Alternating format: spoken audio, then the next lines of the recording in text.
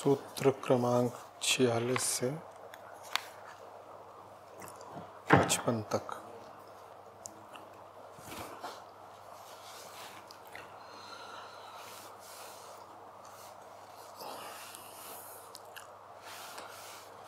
पूछा है कौन तरता है?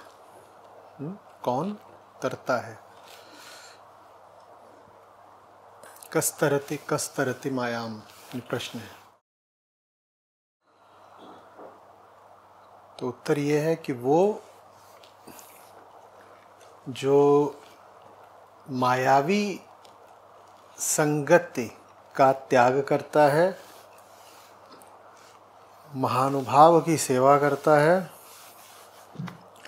और निर्मम होता है। निर्ममो भवते। कौन याद आया? ठीक है, तो सब गीता ही है। भगवत गीता में कृष्ण है और ये जितने भी श्रेष्ठ शास्त्र हैं उनमें भी कृष्ण ही हैं।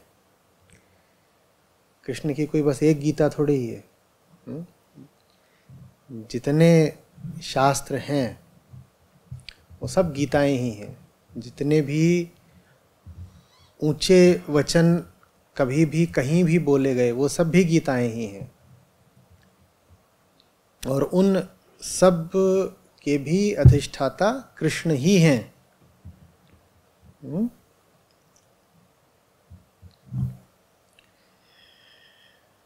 तो जो ऐसी संगति का त्याग करता है जो कि उसे, हमने क्या कहा था, प्रकृति में यानी संसार में ही और गाड़ देगी, वो तरता है। वो तरता है जो कुछ भी ऐसा है जो आपके अहम और मम भाव को और उत्तेजित करता हो, वही आपके लिए कुसंगति है।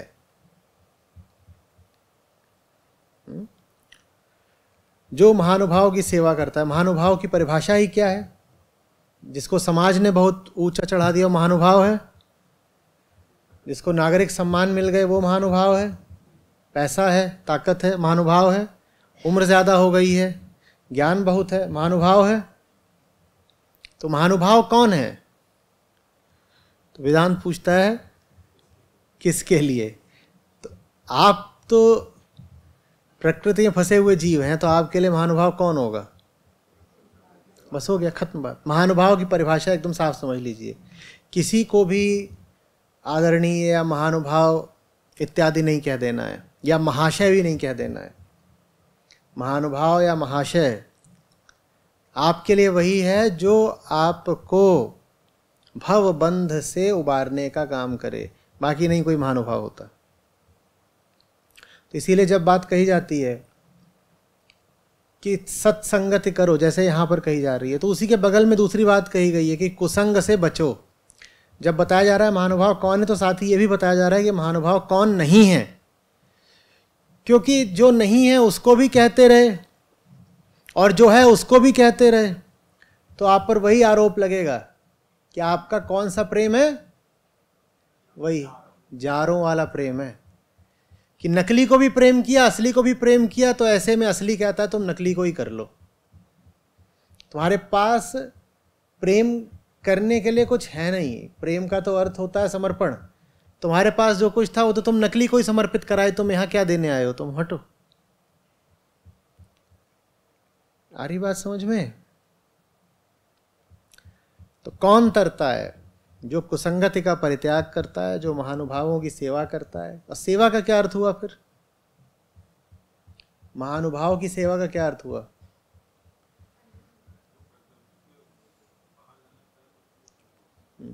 महानुभाव की सेवा का अर्थ समझिएगा। महानुभाव को कोई व्यक्तिगत लाभ तो चाहिए नहीं, ठीक है?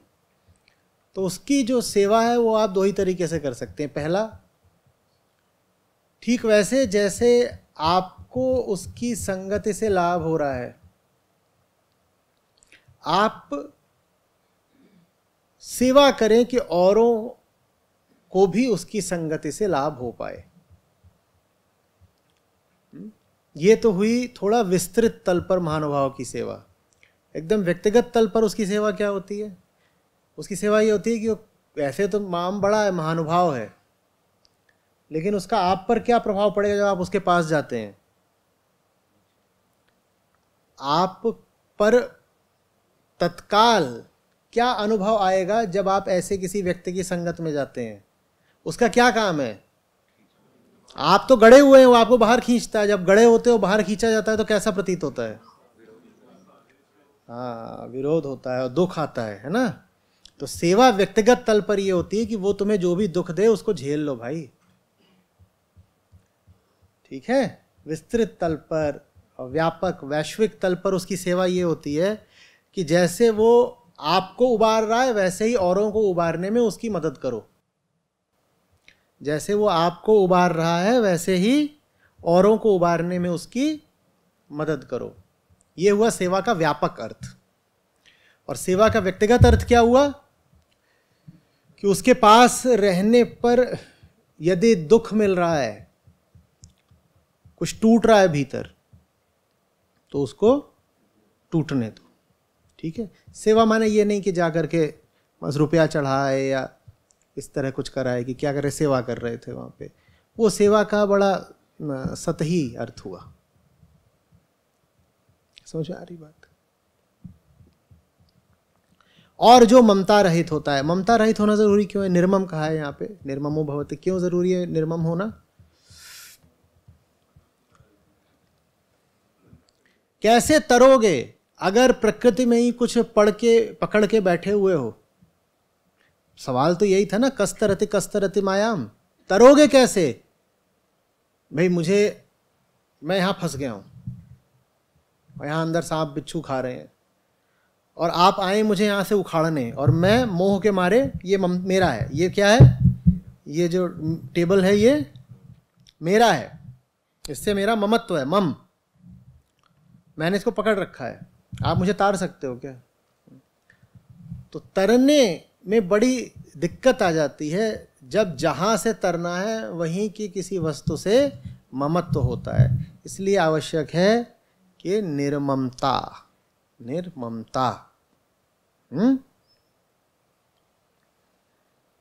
क्या है श्लोक?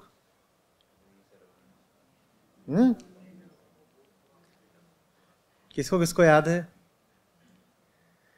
सब पूछा था गीता में कितने लोग हैं, सबने हाथ उठा दिया था। और जो सबसे धारदार श्लोक है वो किसी को नहीं याद है? चलो अच्छा सुना दो।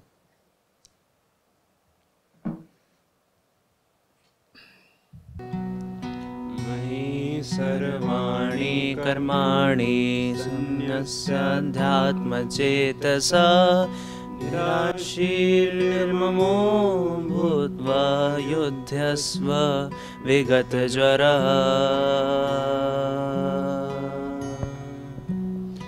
मयि सर्वाणि कर्माणि संन्यस्याध्यात्मचेतसा निराशीर्निर्ममो भूत्वा युध्यस्व विगतज्वरः। आत्मज्ञान के प्रकाश में अंधे कर्म सब त्याग दो, निराश हो निर्मम बनो, ताप रहित बस युद्ध हो। आत्मज्ञान के प्रकाश में अंधे कर्म सब त्याग दो, निराश हो निर्मम बनो, ताप रहित बस युद्ध हो। निराश हो निर्मम बनो, ताप रहित बस युद्ध हो। और क्या उसके लक्षण हैं? जो तरता है वो विविक्त स्थान का सेवन करता है। यो विविक्त स्थानम सेवते, वो विविक्त स्थान, निर्जन स्थान, ये भी गीता में आता है, आने वाले अध्यायों में आएगा। वो विविक्त स्थान का सेवन, विविक्त स्थान माने ये नहीं कि बस आसपास उसके कोई नहीं होता, वो छोटी बात है। हमेशा ऐसी सुविधा नहीं मिल पाएगी, संयोग नहीं मिलेगा कि आप जहाँ बैठे हो निर्जन हो, नहीं होता। तो विविक्त स्थान का क्या अर्थ होता है? आंतरिक। क्योंकि दुख किसको होता है? दुख शरीर को नहीं होता। तो शरीर को लोग घेरे हुए हैं, वो कोई बहुत बड़े दुख की बात नहीं है। वो एक छोटी मोटी असुविधा हो सकती है कि बहुत सारे लोग इकट्ठा हैं, जैसे एक भरी हुई बस हो, खचाखच भरा हुआ है, वो एक शारीरिक असुविधा की बात हो सकती है। पर दुख वास्तविक तब होता है जब तन को नहीं मन को घेरे होते हैं, जब तन को नहीं विषय मन को घेरे होते हैं, तब असली दुख होता है कि मन पे इतना पहरा, मन पर जैसे एकदम एक जंजीर बांध दी गई हो, घेरा डाल दिया गया, सीज्ड, तब दुख होता है। तो विविक्त स्थान का मतलब हुआ खाली रहना, स्पेस चाहिए। आत्मा को आकाश स्वरूप भी बोला गया है।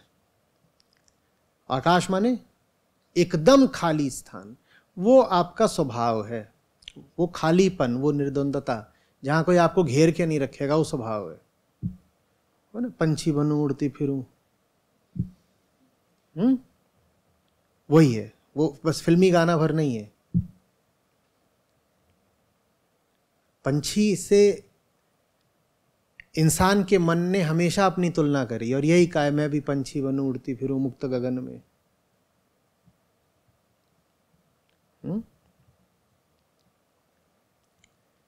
क्योंकि बात यही नहीं है कि ऊपर उड़ूंगी तो मजा आएगा, बात यह है कि वो स्वभाव है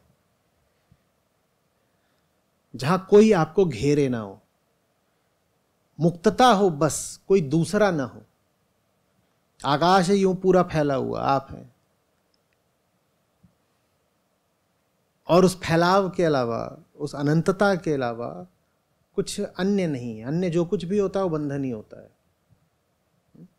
तो इसलिए विविक्त स्थान, वो विविक्त स्थान का प्रेमी होना चाहिए, वो विविक्त स्थान का प्रेमी होना चाहिए। माने किसका? अद्वैत का। क्योंकि भीतर कहीं कुछ खालीपन है क्या? वो जो दायरा है उसके भीतर कहीं कुछ खाली है क्या? उसके भीतर क्या है? ठसाठस। प्रकृति में कहीं भी दिखा दीजिए कि कुछ खाली हो, कुछ भी कभी खाली होता है कहीं पर? और आप वो हैं जो खालीपन माने रिक्तता माने मुक्तता के बिना जी नहीं सकते। तो इसीलिए जीने के लिए, सांस लेने के लिए वहां बाहर आना पड़ेगा। ये प्रकृति वही है, जैसा हमने कहा, खचाखच भरी हुई बस, 50 सीटर है, 656 घुसे हुए हैं। बाहर आने का लगता है किसी तरीके से, भागो बाहर निकलो। हाँ, तो जो आदमी अपना हितैषी होता है, मुक्ति का आकांक्षी होता है, उसको वैसे ही अनुभव होता है, किसी तरह से बाहर निकलो।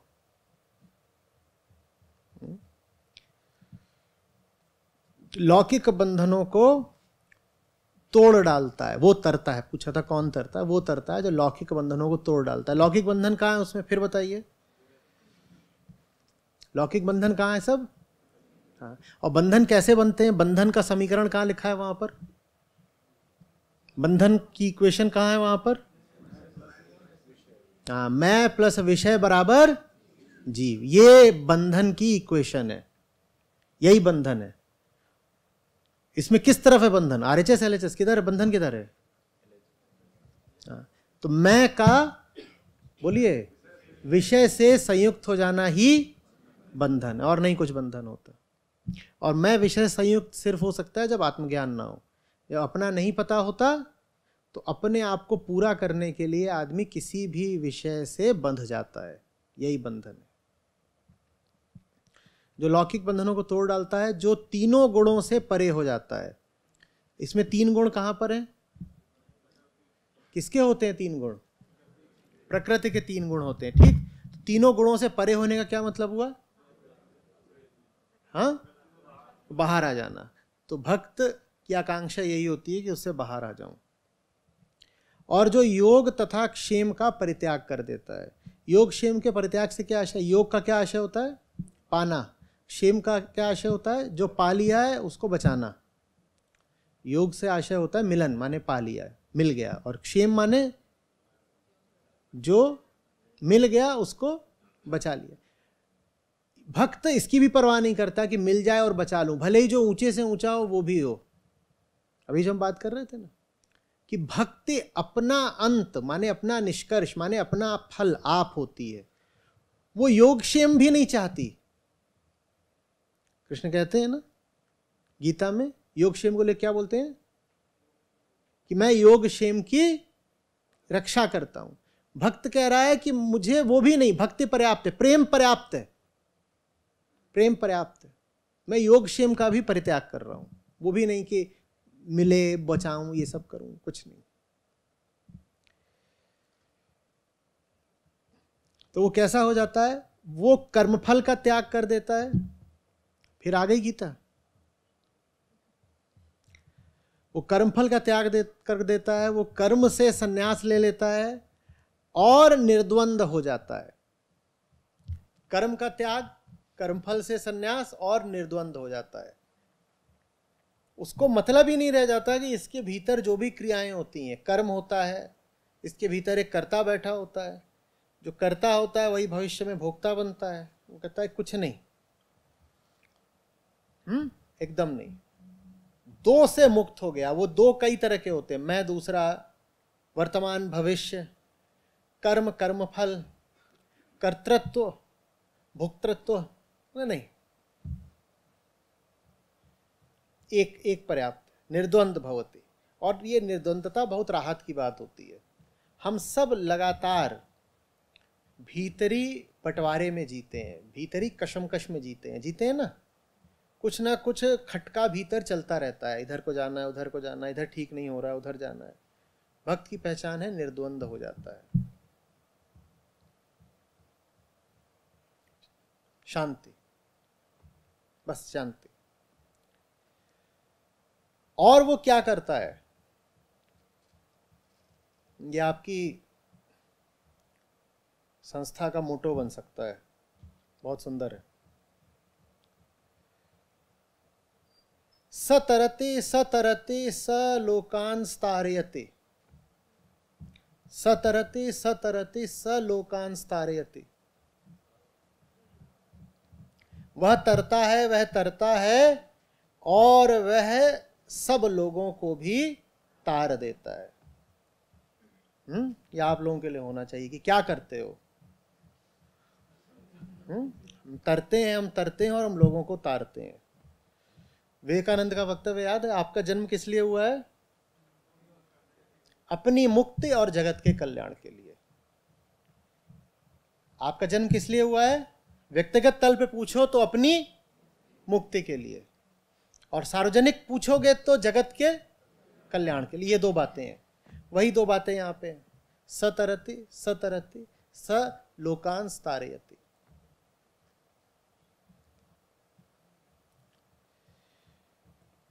प्रेम की बात कही नहीं जा सकती, वो गूंगे के गुड़ जैसी है। हाँ, 51-52 अनिर्वचनीयम प्रेम स्वरूपन मूका स्वादनवत।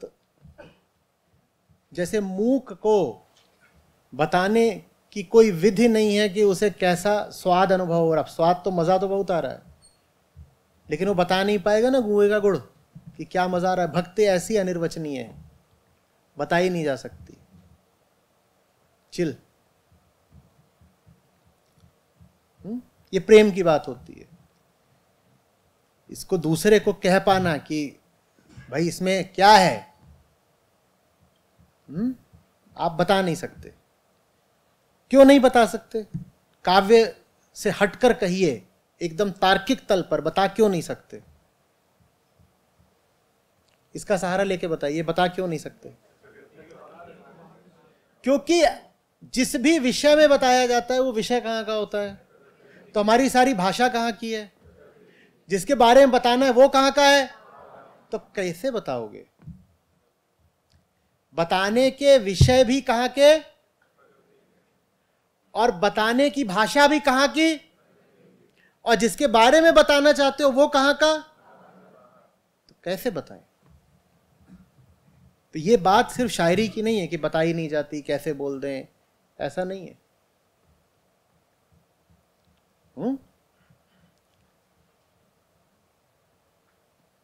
समझ में आ रही?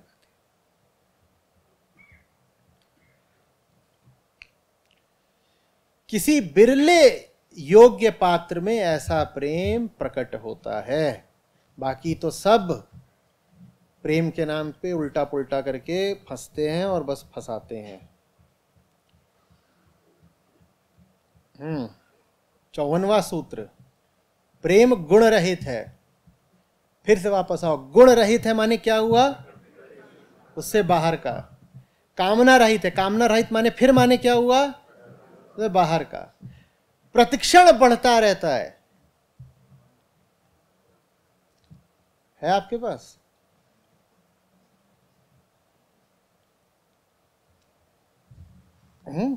छिन चाढ़े छिन उतरे, सो तो प्रेम न होए। बोलो बोलो, हाँ बोलो।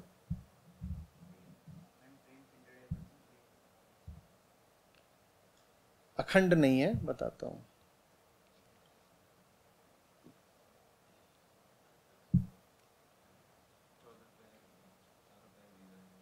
वो दूसरा है, खोजो। तो जो दोहा है वो कहता है कि ऐसा प्रेम जो चढ़ता है उतरता है, वो प्रेम नहीं होता। प्रेम वो होता है जो लगातार बढ़ता ही जाता है, बढ़ता ही जाता है, बढ़ता ही जाता है। खोजो वो जिसमें है कि बढ़ता ही जाता है, बढ़ता ही जाता है।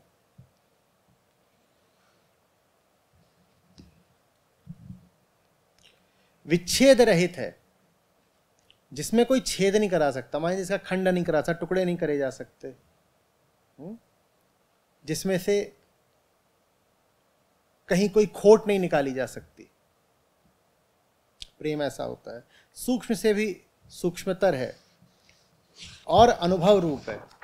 ये अच्छी चुटकी ली है। सूक्ष्म से भी सूक्ष्मतर है और अनुभव रूप है। अब अनुभोक्ता कौन होता है? अहंकार। जो भी अनुभव होते हैं सब किसको होते हैं? ठीक है। और जो प्रेम है जिसकी बात कही जा रही है, कह रहा है सूक्ष्म से भी सूक्ष्मतर है। अहंकार उसी का अनुभव कर सकता है जो उसी के तल पे है। ये नियम होता है। आप जिस तल पे हो, आप उसी तल की बात का अनुभव कर पाओगे। तो सूक्ष्मतम बात का अनुभव करने के लिए आपको क्या बनना पड़ेगा? सूक्ष्मतम बनना पड़ेगा। तो आत्मा का अनुभव करने के लिए क्या बनना पड़ेगा? तो गड़बड़ हो गई। स्थूल चीजों का अनुभव करने के लिए आपको स्थूल रहना पड़ेगा। तो आप स्थूल अहंकार बन के स्थूल जगत का अनुभव कर सकते हो, पर उस अद्वैत का अनुभव करने के लिए आपको उतना ही सूक्ष्म हो जाना पड़ेगा, माने वही हो जाना पड़ेगा, तभी आप उसका अनुभव कर पाओगे। समझ रहे? तो वो अनुभव रूप है और सूक्ष्म से सूक्ष्मतर, इन दोनों को मिला दो तो संदेश ये दिया जा रहा है कि स्थूल बने रह करके प्रेम जैसी कोई बात नहीं। माने अहंकार को बचाए रह के, अहंकार ही स्थूल होता है, अहंकार को बचाए रख करके प्रेम जैसा कुछ नहीं होने का।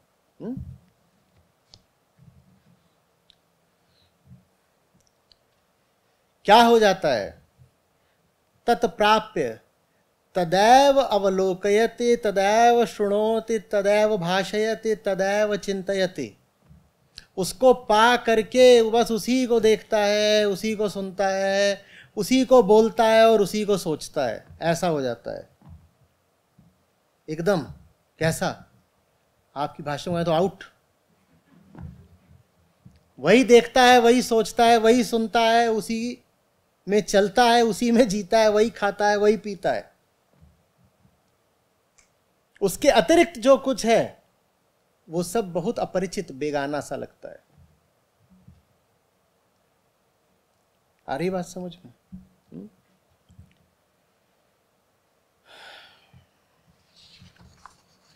अब साहब क्या फरमाते हैं इस बारे में?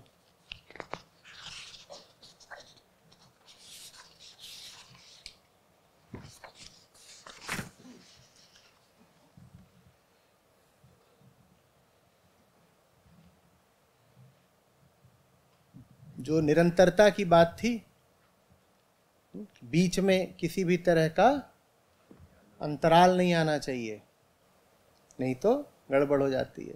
भक्ति दुहीली राम की, नहीं कायर का काम, निष्प्रेही निर्धार को 8 पहर संग्राम।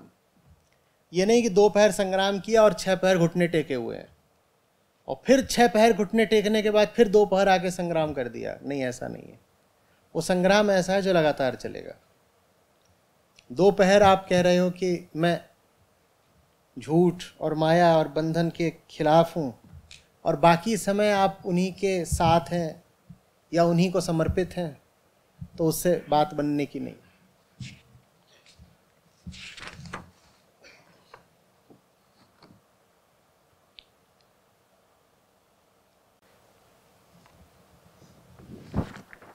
ज्ञान जब होता नहीं है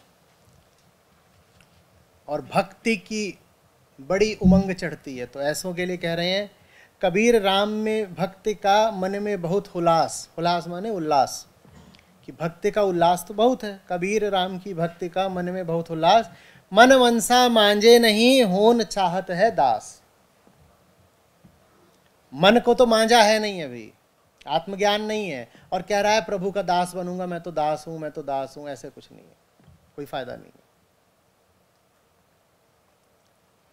मन को मांझना होता है, नहीं तो बाहर बाहर वाले काम करने से कुछ नहीं होगा। भक्ति का भेष पकड़ लेने से नहीं होता। अगर आत्मज्ञान नहीं है तो भक्त का भेष धारण करने से कोई लाभ नहीं होता है।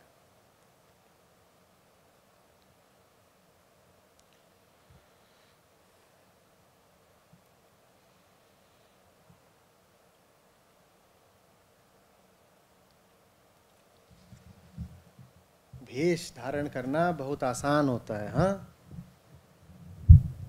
और बाहर का जो काम है वही आपका सब कुछ ना बन जाए। आप उसी को ये ना सोचने लगें कि असली है और आखिरी है।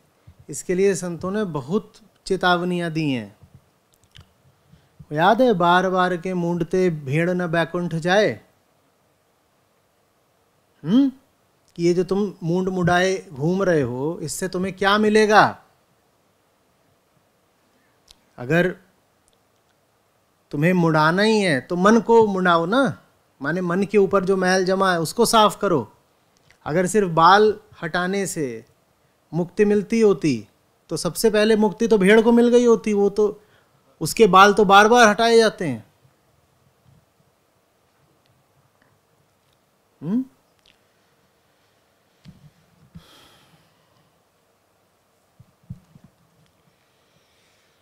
एक और है बड़ा सुंदर है, इसमें इसी पे है कि केश क्यों हटा रहे हो, कौन सा है, खोजना। वैसे जंगल जाने पर संतों ने बोला है, बोले जंगल जाकर के अगर मुक्ति मिलती होती तो सबसे पहले तो जितने वहां जानवर हैं उनको मिल गई होती। तुम तो वहां जाते हो, उनका तो वहां स्थायी निवास है। तो ये सब जो हरकतें होती हैं इनको लेकर के बहुत आगाह करा है कि इनमें मत फंसो।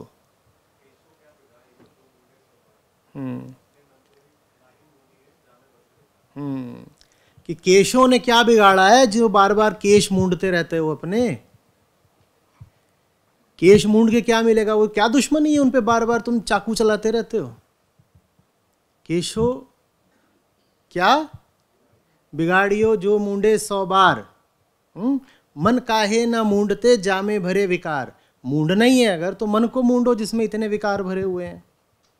तो ये कबीर राम की भक्ति का मन में बहुत हुलास, मन मनसा मांझे नहीं, होन चाहत है दास। मन मांझे बिना दास नहीं बन पाओगे। जहां भक्ति तहां भेष नहीं, वर्णाश्रम तहां नाही। नाम भक्ति जो प्रेम सो, सो दुर्लभ जग माही। नाम भक्ति चाहिए। नाम भक्ति से क्या आशय है? जिसमें कोई रूप रंग गुण आदि ना हो। नाम भक्ति, बस नाम, नाम की भक्ति। और नाम आखिरी है। वास्तव में तो कहना चाहिए मौन भक्ति, पर हमें कुछ ना कुछ चाहिए होता है तो बस नाम कह दिया कि नाम की भक्ति करो। नाम की भक्ति से आशय नाम से आगे मत बढ़ जाना, नाम भक्ति। पर हम नाम भक्ति नहीं करते, हम भेष भक्ति करते हैं। और आगाह कर रहे हैं कि जहाँ असली भक्ति होगी वहाँ वर्णाश्रम वगैरह नहीं चल सकता है। वहाँ ये बात नहीं चलेगी कि तुम्हारी उम्र क्या है, तुम किस वर्ण माने जाति इत्यादि से, या किस समुदाय से, किस वर्ग से आते हो, ये सब बातें वहाँ पर नहीं हो सकती हैं।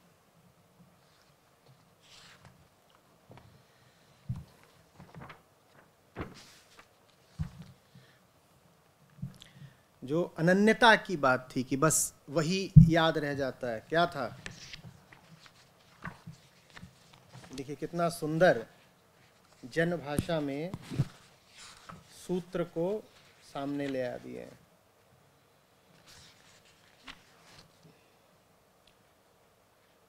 तत्प्राप्य तदैव अवलोकयति, तदैव शृणोति, तदैव भाषयति, तदैव चिंतयति। सुनिए,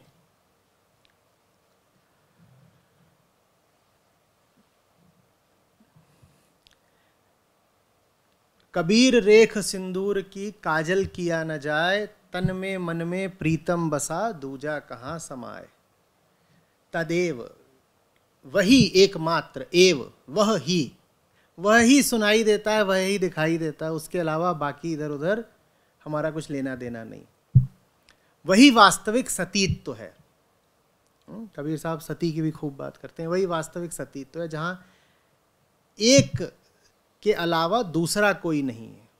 आप हो जाते हो अनन्यो आश्रित, ठीक है? उसके अलावा और हम किसी पर अब आश्रित नहीं रहते, उसके अलावा कोई दूसरा नहीं है। कबीर रेख सिंदूर की काजल किया न जाए, तन में मन में प्रीतम बसा दूजा कहाँ समाए। ठीक है, प्रीतम कौन है यहाँ पर, और दूजा कौन है?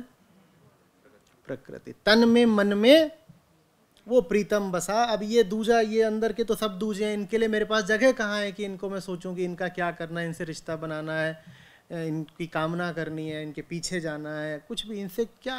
तन में मन में प्रीतम बसा दूजा कहाँ समाए। दूजे के लिए कोई मेरे पास स्थान ही नहीं है। इतना सुंदर है ये कि जानने के बाद, आत्मज्ञान या प्रेम के बाद दशा क्या होती है। जिन पावन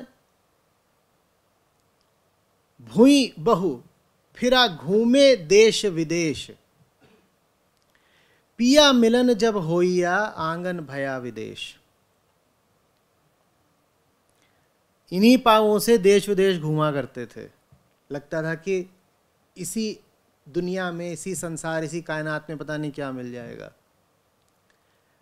लेकिन पिया से जब मिलन हुआ है तो अपना ही आंगन अब विदेश जैसा लगता है। ये तो छोड़ दो कि बाहर का विदेश घूमने की इच्छा है, ये तो छोड़ो कि अभी बाहर, विदेश माने यही सब दुनियादारी, ये तो छोड़ो कि अब और दुनियादारी देखने की इच्छा है।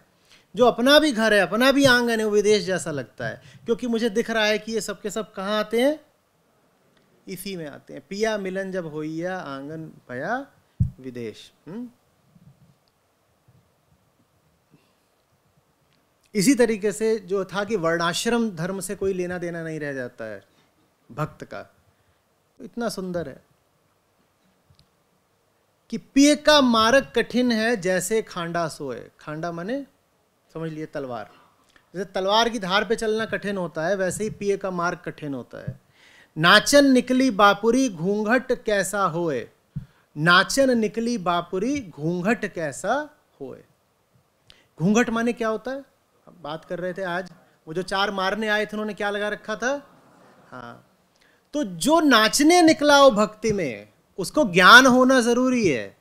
नहीं तो बापुरी, अब एक स्त्री नाचने निकली है, साहब उसको बोल रहे हैं कि पिए का मार्ग कठिन है जैसे खांडा सोए। इतना आसान नहीं है कि तू नाच लेगी।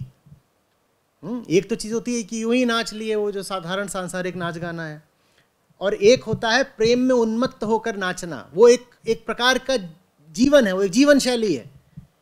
उसमें यही नहीं है कि जब कदम थिरक रहे हैं तभी नाच रहे हो, वहां आप जो कुछ भी कर रहे हो उसमें नृत्य होता है।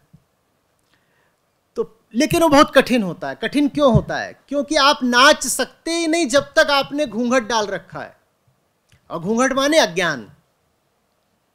तो उसको कह रहे हैं, वो महिला स्त्री वो कहीं जा रही होगी नाचने, कर लो कल्पना, तेरे नाचन निकली बापुरी घूंघट कैसा सोए। कह रहे अभी भी घूंघट ही रखेगी, नाचने निकली है। किस घूंघट की बात कर रहे हैं?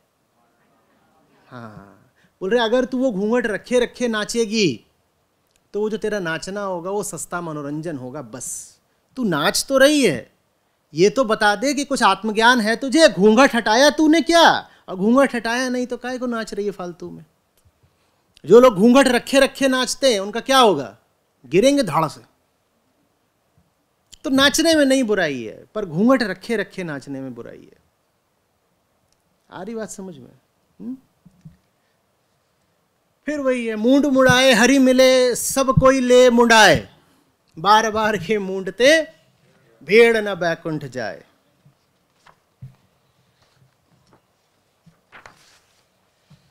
अब गाएंगे।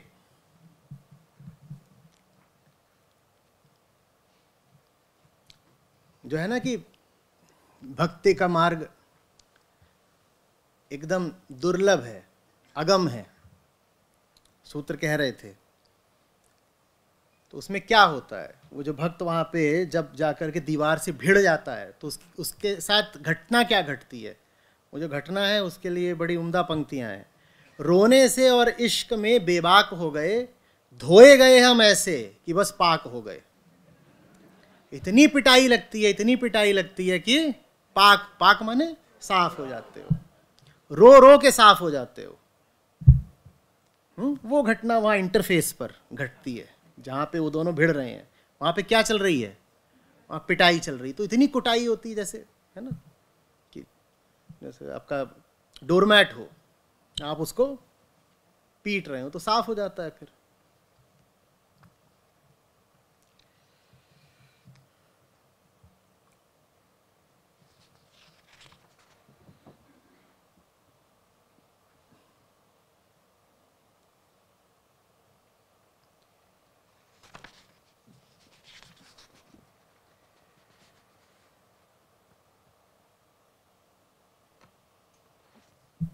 सुनाइए।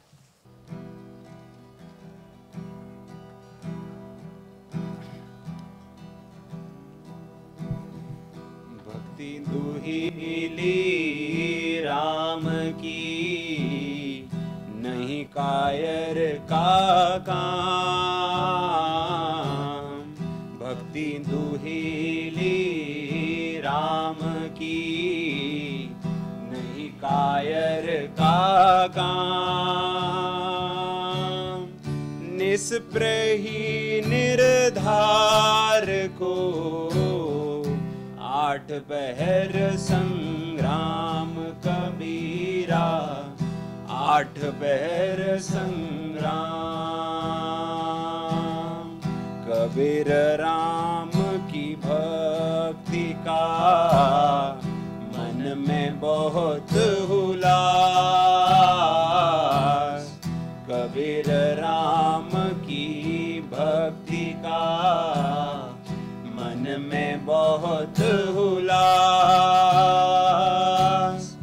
मन मन सामांजे नहीं, खून चाहत है दास कबीरा, खून चाहत है दास।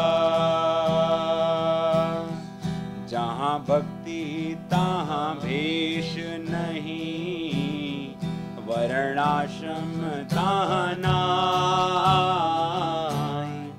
जहाँ भक्ति तहाँ भेष नहीं, वर्णाश्रम तहाँ नाई।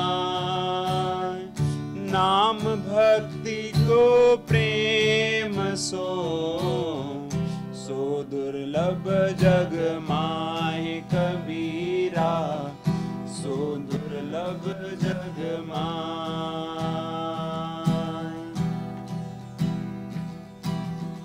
पिए का मार्ग कठिन है, जैसे खांडा सोए।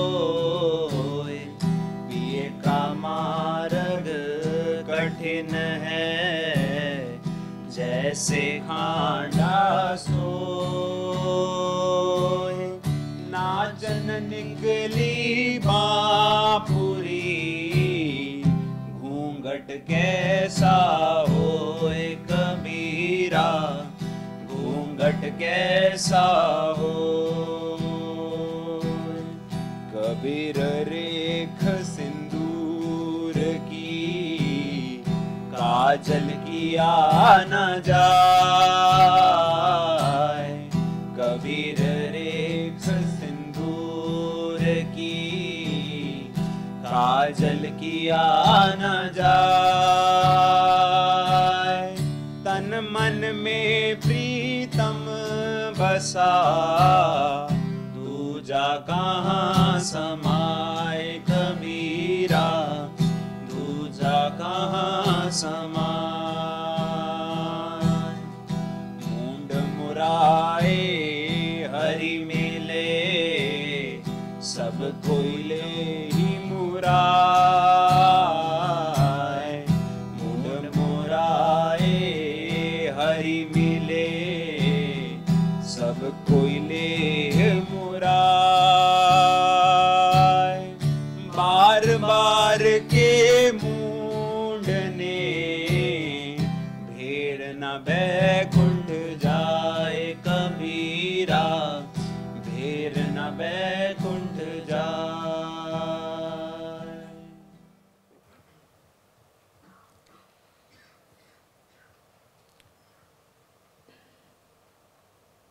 अंठावन और 59।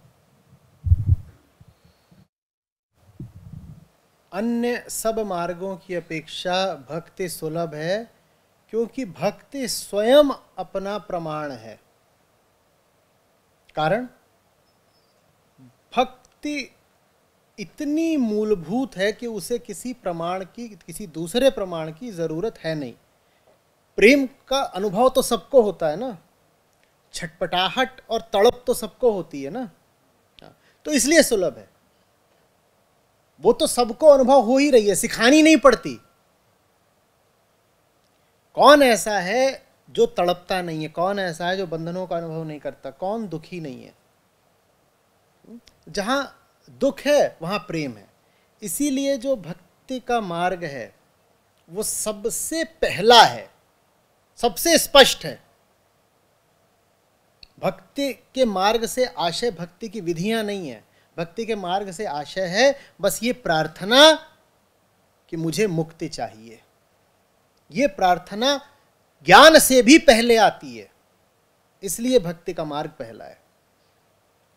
ये जो प्रार्थना है, मैं फंसा हुआ हूं, मैं ठीक नहीं हूं, मुझे स्वास्थ्य चाहिए, मुझे मुक्ति चाहिए, मुझे रास्ता और मुझे प्रकाश चाहिए, ये प्रार्थना सबसे पहले आती है। उसके बाद ही कुछ शुरू होता है ना खेल, चाहे इधर चाहे इधर। तो इसलिए भक्ति सबसे पहली है।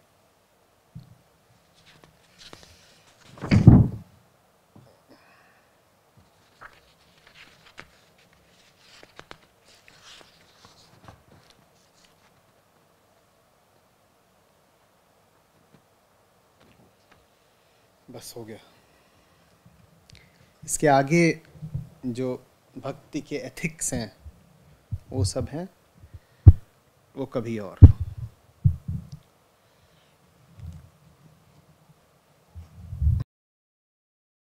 हाँ, प्रणाम आचार्य जी। सो आज जितना आपने सिखाया उससे मुझे तो दोनों मार्ग सेम ही दिख रहे हैं, क्योंकि जो विषय है अहम वही तो है।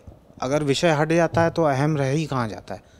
तो अगर भक्ति में विषय का समर्पण किया जा रहा है या फिर इधर से मैं को हटाया जा रहा है, तो दोनों सेम ही दिख रहे हैं। एकदम एक। बस जो उनमें क्रम है, जो सीक्वेंस है, वो थोड़ी अलग अलग हो सकती है। ज्ञान में मैं हटता है तो विषय सारे गिर जाते हैं, वहां विषय गिरता है तो मैं हट जाता है। सो दोनों इंटरडिपेंडेंट है, सेम ही है। एक। अच्छा, विषय और वृत्ति अलग होते हैं या सेम? मैं में वृत्ति है और वृत्ति का प्रक्षेपण जो है वो विषय बनते हैं। बस मैं के पीछे है अहम वृत्ति कहलाती है, और फिर बाकी सब वृत्तियां होती हैं, क्रोध वृत्ति, काम वृत्ति, मोह वृत्ति, ये सब वही होते हैं। ठीक है, विषय माने उन वृत्तियों के होने के कारण ये जो आप संसार खड़ा कर देते हो, ये सब विषय हैं। जैसे कि लोभ वृत्ति हुआ तो उसका विषय जैसे हो गया कि पैसा हो गया। ठीक, समझ में आ गया, थैंक यू। दोनों में पहले क्या आया?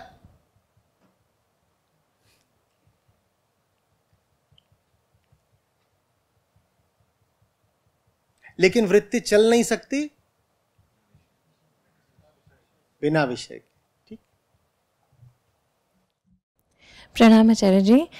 आचार्य जी, जब हम बात कर रहे थे विविक्त स्थान की, निर्जन स्थान की, तो मेरे दिमाग में एक क्वेश्चन आया था कि जो हमारा बाहरी एनवायरनमेंट है, जैसे प्रकृति या सोसाइटी, उसकी विविक्तता कभी भी कंड्यूसिव हो सकती है, सपोर्टिव हो सकती है एक व्यक्ति के तैरने के लिए।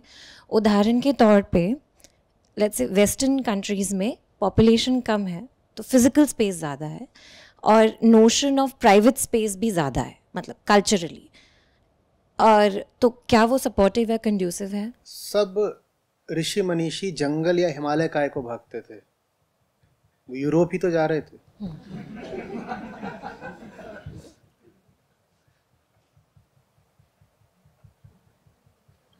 ठंड भी है और निर्जनता भी है। आप स्विट्जरलैंड जाएंगे तो वहां क्या पाते हैं? दो चीजें। पहला, ठंड है, पहाड़ियां है, निर्जनता है।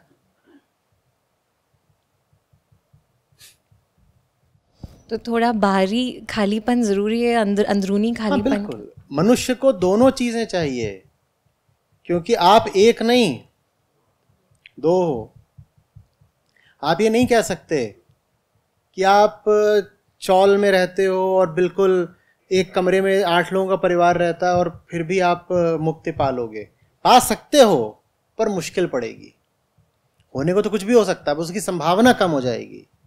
मनुष्य को बाहरी भी स्पेस चाहिए, भीतरी तो चाहिए ही। हाँ, आप पूछेंगे इन दोनों में से ज्यादा जरूरी क्या है, तो भीतरी, निश्चित रूप से, निश्चित रूप से। क्योंकि ऐसा संभव है कि किसी के पास बहुत सारी बाहरी जगह हो, बहुत बड़े महल में अकेला रहता हो, लेकिन फिर भी भीतरी तौर पर वो भीड़ से घिरा हो। ये बिल्कुल हो सकता है। तो आखिरी बात तो यही है कि आप भीतरी तौर पर निर्जन हो जाओ, खाली, कैवल्य, एकांत हो जाओ भीतरी तौर पर। लेकिन भीतरी तौर पर भी खाली होने के लिए जरूरी है कि बाहर भी आप बहुत भीड़ भड़के में न रहो।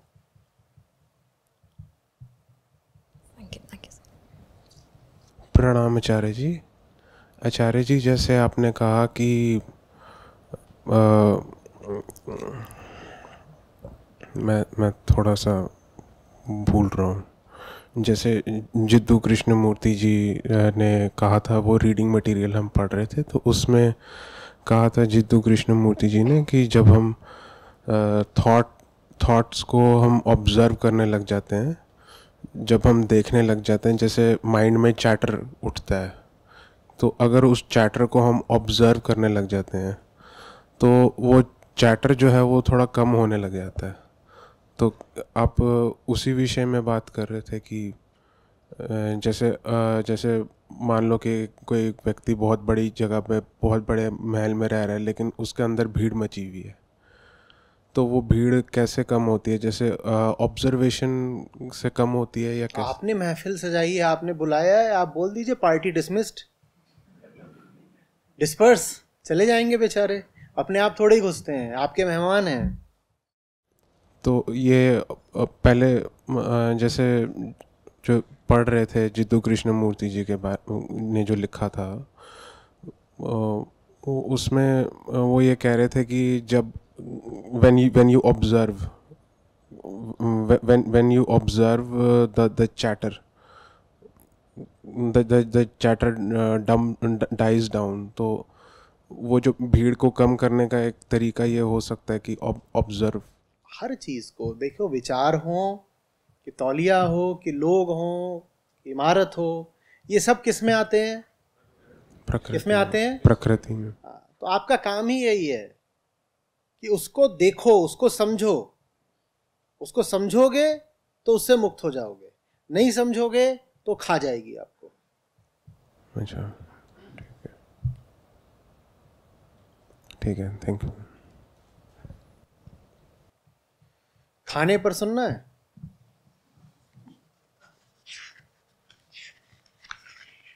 उसमें जो एक उनका बड़ा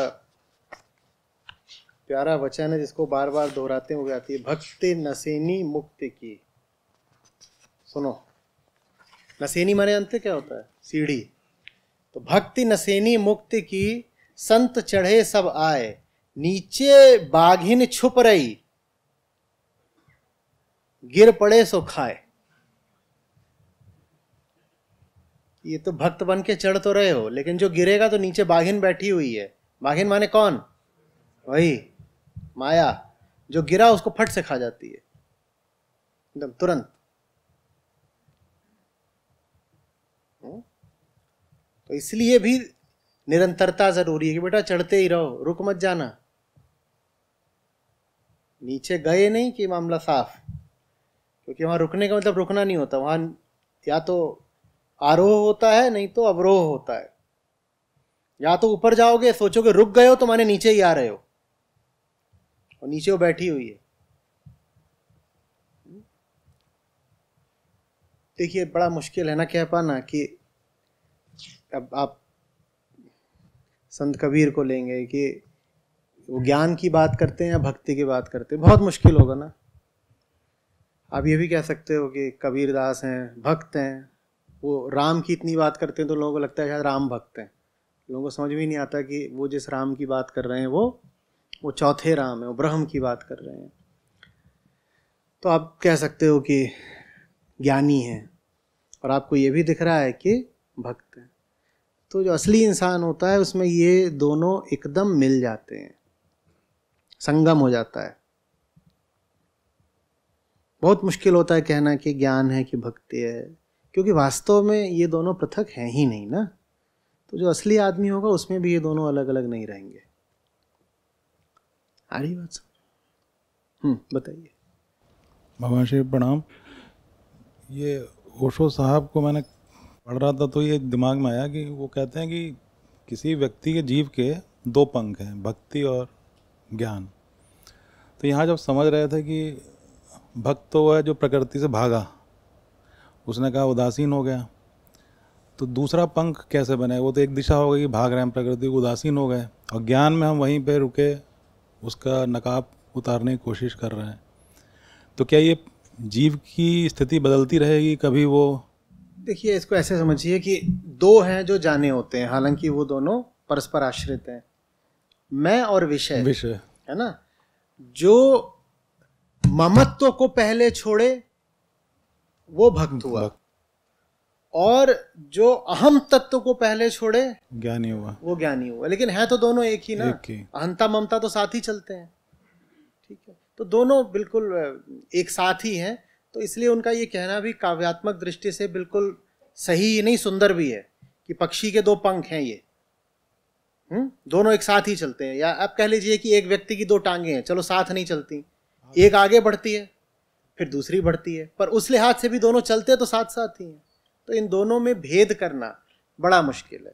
मैं कैसे कहूं कि आत्मज्ञान हो सकता है बिना प्रेम के? बड़ा मुश्किल है। ज्ञान कहां से आएगा अगर भक्ति नहीं होगी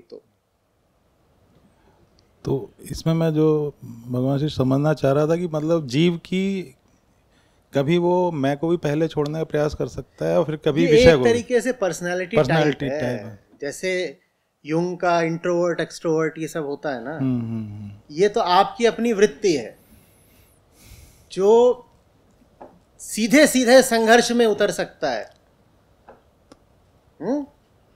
याद भागे भला ना होएगा, भागे भला सर सौंपो सीधे लड़ो काहे करो कुदाओ,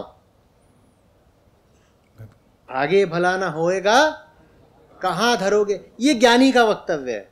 वो कहता है ये वो जो गति करता है ना भक्त, वो कहता है सीधा तो मैं शरणागत हो जाऊं शुरू में ही बिना ये जाने कि कौन मुझे सता रहा है। ये बात मुझे सुहाती नहीं। ये तर्क है ज्ञानी का। ज्ञानी कह रहा है दुख आरंभ में दुख दोनों को है, दुख दोनों आरंभ में दुख दोनों को, शुरुआत यहीं से हो रही है। दुख ही पहला तथ्य है। जब ज्ञानी को दुख होता है तो कहता है भागे भला ना होएगा कहां धरोगे पांव। मैं भागूंगा भी तो प्रकृति के क्षेत्र में ही तो भागूंगा, मैं कहां धरोगे, भागे भला ना होएगा कहां धरोगे पांव। सर सौंपो सीधे लड़ो काहे करो कुदाओ, सीधे सर सौंपता हूं लड़ाई करूंगा आर पार की। ये ज्ञानी का वक्तव्य होता है। वो एक तरह का व्यक्तित्व है वो जूझने में उसको रस है। भक्त कहता है नहीं, ये सब जो कुछ है ये मुझ पर छा रहा है, मैं छोटा हूं, मैं दीन हूं, मैं हीन हूं, मैं मुझ में सामर्थ्य नहीं है, मुझे शरणागत होना है। भगवान बड़ा है, भक्त छोटा है, मुझे उस भगवान के पास जाना है, तो वो भगवान की तरफ भागता है। लेकिन रास्ते में फिर से प्रकृति की दीवार सीमा आ जाती है और वहां पर उसको फिर ज्ञान ही बचाता है। तो इसमें आप पूछेंगे कि दो अलग अलग कैसे चलते हैं, क्योंकि दो अलग अलग तरीके के लोग होते हैं। एक वो जो स्वयं पर, आप कह सकते हैं अहम पर ज्यादा भरोसा करते हैं, उनका ज्ञान मार्ग है। वो कहते हैं मेरे ऊपर आक्रमण हुआ है ना। देखो ज्ञान में आप पहला देखिए चित्र और दूसरा देखिए। पहले में क्या हो रहा है, 5 मिलके छोटू पे चढ़ रहे हैं, और दूसरे में क्या हो रहा है, जैसे 4 उसके ऊपर चढ़ गए। फिल्मों में होता है ना, छोटू अचानक से खड़ा होता है और 4 को इधर उधर फेंक दिया। तो ज्ञान मार्गी ऐसा होता है, ज्ञान मार्गी ऐसा होता है। फिर उसको समझ में आता है कि मैं बहुत छोटा हूं इन सब का करने के लिए, तो क्या करता है, बोलता है समझ जाता हूं तुम सब एक ही हो। तो उनमें से किसी एक को पकड़ लेता है और क्या कर देता है, नकाब उतार देगा, सुसाइड बॉम्बिंग कर देता है। कहता है न रहूंगा मैं, न रहूंगा तू, और अगर इनमें से एक को मार दिया तो ये सब सारे के सारे हट जाएंगे। ये अपनी अपनी अभिरुचि की बात है। ये ज्ञान मार्ग है, डायरेक्ट बात। डायरेक्ट ज्ञान मार्ग क्या है, द डायरेक्ट पाथ, सीधे।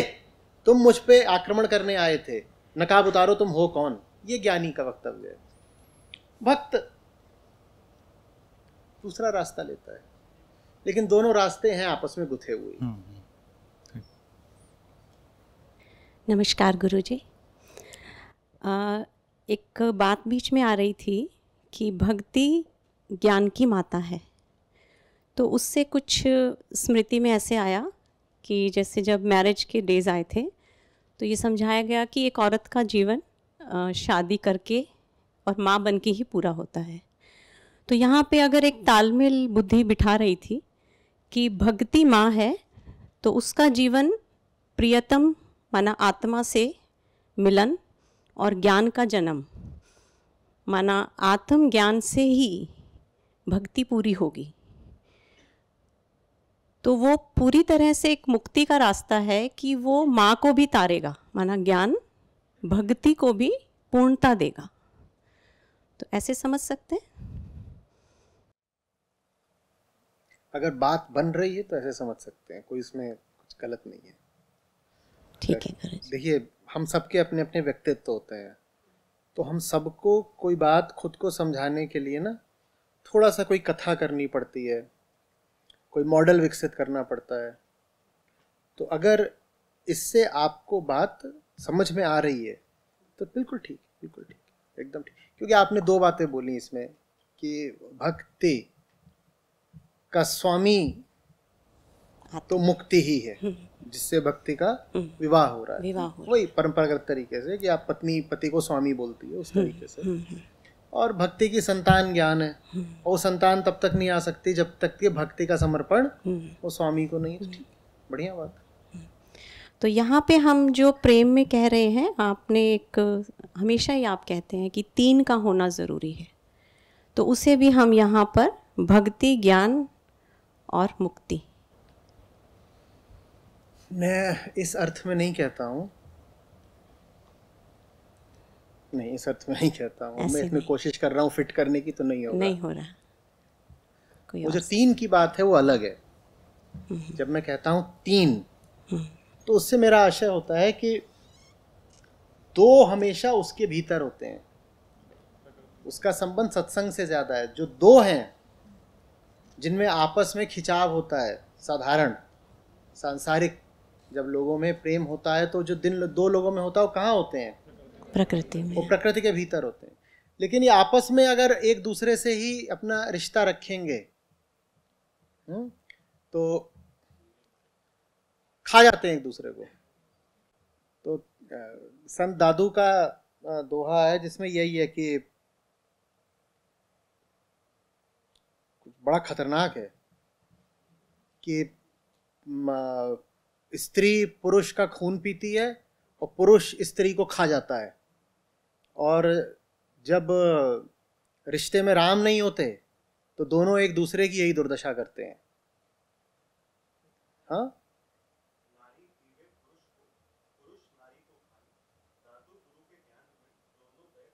दोनों गए बिलाई। हाँ, नारी पीवे पुरुष को, तो नारी जो है पुरुष का पी रही है खून, और पुरुष नारी को खाई, और पुरुष नारी को खा रहा है, उसका मांस खा रहा है। दादू गुरु के ज्ञान बिन दोनों गए बिलाई। बिलाई हो ना, दोनों का विनाश हो गया। जब ज्ञान नहीं होता, ज्ञान है ना वही आत्मज्ञान, आत्मज्ञान नहीं होता तो आपस में इनमें ये रिश्ता रहता है। तो आमतौर पे ये दोनों जो भीतर होते हैं और एक दूसरे की ओर खींचते हैं, स्त्री पुरुष जो आकर्षण होता है वो एक दूसरे को बर्बाद करने के लिए ही होता है। अगर कोई साधारण तौर पर एक महिला और एक पुरुष एक दूसरे की ओर खींच रहे हैं तो जान लीजिए कि अब दोनों पूरी तरह एक दूसरे को तबाह करेंगे, कहीं के नहीं रहेंगे, और बहुत जल्दी देखने लग जाता है कि अब हो गए दोनों तबाह। तब तीसरे का होना बहुत जरूरी होता है। तीसरा माने वो जो कि इन दोनों का ही साझा लक्ष्य हो, तब जाकर के उस रिश्ते में किसी तरह कुछ प्राण या सार्थकता रहता है। नहीं समझे? नहीं सर, समझ। ये दोनों एक दूसरे की ओर जाएंगे तो एक दूसरे को खा जाएंगे। लेकिन अगर आपने रिश्ता किसी ऐसे से बनाया है जो बाहर की ओर जा रहा था, आप किसी से मिले और वो टहल रहा है, कहीं को जा रहा है, और आपको उसका साथ देना है, आप उसके साथ होना चाहते हैं, उसके साथ जीना चाहते हैं, तो आपको भी क्या करना पड़ेगा? उसके जैसे, उस जिस दिशा में वो जा रहा है आपको भी साथ साथ जाना पड़ेगा। वो तो रुकने से नहीं रहा, तो आपको उसका अगर साथ देना है तो आप भी उधर को जाइए। तो ये सत्संगति होती है कि वो बाहर को जा रहा था, बाहर माने जो तीसरा है, वो बाहर को जा रहा था और आपने उसी संगत कर ली तो आप भी बाहर को चल दिए। या फिर आपको भी बाहर जाना था, उसको ही बाहर जाना था, और दोनों ने एक दूसरे की संगत करी इसीलिए है कि दोनों जब इकट्ठा हो जाते हैं तो बाहर जाने में एक दूसरे की सहायता कर लेते हैं। तो वो तीसरा है जिसका रिश्ते में होना बहुत जरूरी है। उल्टा होता है, जब रिश्ता बनता है ना तो तीसरे को आउट करके बनता है। पुरुष की जिंदगी में अगर कोई ऊंचा तत्व रहा हो तो स्त्री आकर के पहला काम करती है कि उस पुरुष को उस ऊंचे तत्व से काट देती है। स्त्री के जीवन में भी कोई ऊंचा तत्व रहा हो तो पुरुष उसके जीवन में प्रवेश करके उसे मिट्टी में गाड़ देता है, ऊंचे तत्व से काट देता है। वो कहता है अब हम एक दूसरे के लिए है ना, हम बने तुम बने एक दूजे के लिए, और खा गए एक दूसरे को। गौर से देखो कि उस पुरुष के जीवन में जो सबसे ऊंचा था, तुमने उसे उससे कितना दूर कर दिया। गौर से देखो उस स्त्री की भी जो ऊंची संभावना थी, तुमने उसकी हत्या कर डाली, और आपस में एक दूसरे से लिपट गए। जैसे कीचड़ के दो ढेले आपस में एक हो गए हो और अपने मिलन का जश्न मना रहे हो, हम बने एक दूजे के लिए। हाँ जी। फिर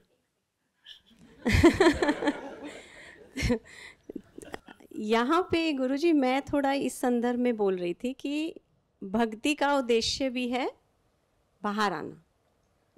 भक्ति कोई वस्तु थोड़ी है। नहीं, माना भक्ति हमें बाहर लेकर आएगी, ज्ञान भी हाँ बाहर लेके आएगा, लेकिन भक्ति और ज्ञान दोनों अंत में ही नहीं मिलते, वो आरंभ में ही मिले हुए हैं। हाँ, तो दोनों के साथ अगर चल रहे हैं, दोनों के साथ नहीं चला जाता है।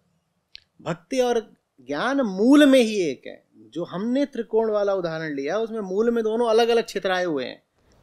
लेकिन वो त्रिकोण के शीर्ष पे जाकर एक हो जाते हैं। माने स्त्री और पुरुष वैसे तो बहुत अलग अलग होते हैं ना, लेकिन एक ही बिंदु है जहां जाके दोनों एक हो सकते हैं। कहां पर? आत्मा पर। तो रिश्ता ऐसा होना चाहिए जो स्त्री को भी आत्म तत्व की ओर ले जाए और पुरुष को भी आत्म तत्व की ओर ले जाए, और वहीं पर जाकर के उनका मिलन हो सकता है। विवाह से मिलन नहीं होता, विवाह से स्त्री और पुरुष का मिलन नहीं हो जाता। स्त्री और पुरुष में तो अंतर ही अंतर होते हैं, इतने अंतर, कहीं कहां से दोनों का मिलन हो जाएगा? दोनों एक कैसे हो जाएंगे? आदमी औरत में इतनी भिन्नताएं हैं, हर तल पे, तन मन हर तल पे दोनों एकदम ही भिन्न है। कुछ ने ये तक कहा है कि ये दो लिंग नहीं है, दो अलग अलग प्रजातियां होती हैं, इनमें इतने भेद हैं। वो एक कैसे हो जाएंगे? और अगर एक नहीं होंगे तो एक दूसरे का मुंह नोचेंगे। और फिर दोहराइएगा, क्या था बढ़िया वाला? दोहराओ। क्या था? नारी पीवे पुरुष को, पुरुष नारी को खाई, दादू गुरु के ज्ञान बिन दोनों गए बिलाई। तो इतने दोनों में जब अंतर होते हैं तो वो फिर एक दूसरे की जिंदगी नर्क ना करें, ऐसा हो नहीं सकता। शांति वही है जहां एका है, शांति वही है जहां एकत्व है, एकत्व। और वो एकत्व इन दोनों को मिल सकता है मात्र आत्म बिंदु पर, at the point of the true self.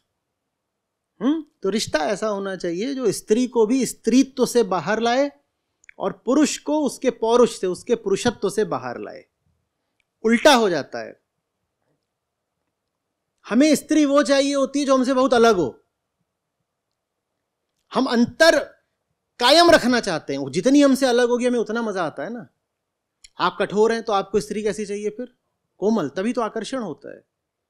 आप में जो कुछ है स्त्री में, उससे जितनी प्रतिकूलता होगी आपको उतना आकर्षण होता है। तो जो साधारण पुरुष होता है वो अपने से बिल्कुल विपरीत स्त्री खोजता है और बोलता है ऑपोजिट्स अट्रैक्ट। स्त्री आपके लिए एकदम बहुत कामुक होकर के उठे, स्त्री आप में वासना का संचार कर पाए, इसके लिए जरूरी है कि स्त्री आपसे बिल्कुल अलग हो, विपरीत हो, भिन्न हो। यह कामना का काम है। वो चाहती है कि सामने वाला मुझसे अलग रहे। वो सामने वाले में वही चीजें देखता है जो आपसे अलग होती हैं। उदाहरण के लिए किसी भी स्त्री कि आप उंगलियां नहीं देखोगे, क्योंकि पुरुष स्त्री की उंगलियां एक सी होती हैं आमतौर पे। आप नाक नहीं देखोगे, नाक भी एक जैसी होती है, पर उसकी देह में आपकी देह से भिन्न जो अंग हैं उनको आप जरूर देखोगे। ये कामना का काम है। वो पृथकता पर पलती है। वो कहती है मुझसे अलग जहां जो कुछ है मुझे उसकी ओर भागना, आकर्षित होना है। और प्रेम मालूम है क्या देखता है? प्रेम एक का देखता है, प्रेम समानता देखता है। प्रेम बोलता है मैं भी एक तड़पती हुई चेतना हूं, तू भी तड़पती हुई चेतना, हम दोनों अलग अलग हैं ही नहीं। वासना देखती है हम दोनों कितने अलग अलग हैं। देखो ना, तेरे बाल मेरे बालों से अलग हैं, तेरे अंग मेरे अंगों से अलग हैं। ये वासना का काम है। वासना देखती है कि क्या क्या अलग है हम दोनों में, और जितना अलग होगा वासना को उतना मजा आता है। अरे वाह ये तो मुझसे बहुत अलग है, अरे वाह ये तो मुझसे बहुत अलग है। ये वासना का काम है। प्रेम क्या देखता है? फिर दोहराइए। प्रेम कहता है तू मुझसे अलग है ही नहीं, मैं तड़प रहा हूं तू भी तड़प रही है, मैं अज्ञान में हूं तू भी अज्ञान में है, मैं मरण धर्मा हूं तू भी मरने वाली है। मुझ में तुझ में अलग जो है वो बहुत सतही है, मुझ में तुझ में जो अंतर है वो बहुत सतही है, और मुझ में तुझ में जो एका है, जो साम्य है, वो बहुत गहरा है। सबसे गहरी बात यह है कि एकदम बहन है तू मेरी, एकदम हम दोनों एक ही मां से पैदा हुए हैं, माया। तो तेरे आंतरिक गुण हैं वो बिल्कुल मेरे वाले ही हैं। ऊपर ऊपर से तेरा लिंग अलग है बस, भीतर से तू बिल्कुल मेरे ही जैसी है। तो प्रेम कहता है तू बिल्कुल मेरे ही जैसी है, तो फिर मुझे जहां को जाना है तुझे भी वहां को जाना है। तो फिर बनता है त्रिकोण। तू यहां है, मैं यहां हूं। किस दृष्टि से? शरीर की दृष्टि से। और जो मन पे संस्कार आ गए हैं उसकी दृष्टि से तो हम दोनों भिन्न हैं, पर हम दोनों को जाना एक ही जगह। तो ये त्रिकोण है, ये त्रिकोण। ये जो तीसरा है वही उस रिश्ते को जीवन और सार्थकता दे सकता है। नहीं तो ये दोनों एक दूसरे को सिर्फ खाएंगे, बर्बाद करेंगे। अच्छी भली भी जिंदगी चल रही हुई किसी की, उसके जीवन में कोई आ जाएगा स्त्री पुरुष, वो बर्बाद हो जाएगा।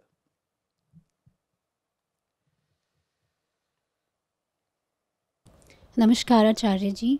मैं कुछ दिन पहले एक आर्टिकल पढ़ रही थी जो कि हार्वर्ड की रिसर्च थी। उसमें वो रिसर्च कर रहे हैं and they have been doing it for 85 years now. And उसमें वो रिसर्च कर रहे थे कि क्या की क्राइटेरिया है for a human beings happiness. So उसमें जो की क्राइटेरिया निकला था वो ये है कि loving and healthy relationships. But जो आज हमने पढ़ा और सीखा उससे हमें समझ आया कि जो प्रकृति में है, दैट मीन्स हमारे रिलेशनशिप्स, वो तो I mean those are fickle, they can break at any point. So, and I feel that a life without relationships is like your food without salt, without loving relationships. So relationship तो बनानी ही है, संग को थोड़ी मना करा जा रहा है, संगति थोड़ी वर्जित करी जा रही है। क्या मना करा जा रहा है? कुसंगति। अब ये अलग बात है कि जब हम कुसंगति को वर्जित करते हैं तो हमारी सारी संगति वर्जित हो जाती है। इससे पता क्या चलता है कि हमारी जो पूरी संगति वो 100% कुसंगति ही थी। मैं आपके कमरे में आऊं और बोलूं कि कचरा हटाइए, और आधे घंटे बाद वापस आया तो कमरा बिल्कुल साफ, कुछ बचा ही नहीं कमरे में, तो इसका मतलब क्या है? सब कचरा ही कचरा था। सुसंगति के लिए थोड़ी बोला जा रहा है। सुसंगति के लिए तो अभी थोड़ी देर पहले ही हम कह रहे थे ना कि जो सुख साधु संग में सो बैकुंठ न होए। वहां बैठे हुए हैं साधुओं की टोली, मामला रमा हुआ है बिल्कुल। वहां राम बुला रहे हैं, आजा भाई। कबीर कह रहे नहीं आना। अब मैं साधु बोल दूंगा तो आपको लगेगा अरे मैं कहाँ साधुओं के बीच में बैठूंगी, वो लोग कहीं भी धूल उल में बैठ जाते हैं अपना राख मल करके, मैं थोड़ी ये सब करूंगी। नहीं, साधु माने यही नहीं कि जो जा करके गंगा किनारे बैठ गया है और धुनी रमा रहा है कि राख मल रहा है, यही नहीं होता है ना। साधुता भीतर की बात होती है, साधुता मन की होती है। तो साधु की संगति करिए ना, जहां कहीं साधुता पाए वहां तो पैर पकड़ के संगति करनी चाहिए। संगति को कौन वर्जित कर रहा है? प्रकृति में हो, बाहर आने का रास्ता तो प्रकृति के मध्य से ही गुजरता है ना। वो जो संघर्ष की स्थिति आप देख रही हैं वहां पे, वो जो शेड किया गया है, वो क्या चल रहा है? वो हालत चल रही है जब वो बाहर आना चाहता है, उसे नहीं भीतर ठीक लग रहा, लेकिन आ नहीं रहा है, दीवार टूट नहीं रही है। आपको क्या लग रहा है उस समय उसकी मदद किसने करी होगी? वो जो भक्त है उसकी वहां कौन मदद कर रहा है? संगति ही तो मदद कर रही है ना। जैसे ज्ञान में सुसंगति का बहुत महत्व होता है, भक्ति में भी सुसंगति का बराबर का महत्व होता है। जो अपने आप को भक्ति मार्गी कहते हो, आप उनसे बात करेंगे, वो सुसंगति पर बहुत जोर। आज भी तो आप भक्ति सूत्र पढ़ रहे थे तो सुसंगति की इतनी बात आई वहां पर। यही आप उपनिषद पढ़ेंगे तो वहां भी सुसंगति की बात आएगी। तो देखिए, जब आपसे उपनिषद कहते हैं कि ये संसार ही स्वर्ग है, अगर सही लोग मिल जाएं तो कोई झूठ थोड़ी बोलेंगे आपसे। वो दुनिया में ही उपलब्ध है। बस ये है कि जो भी चीज ऊंची होती है वो थोड़ी बिरली भी होती है।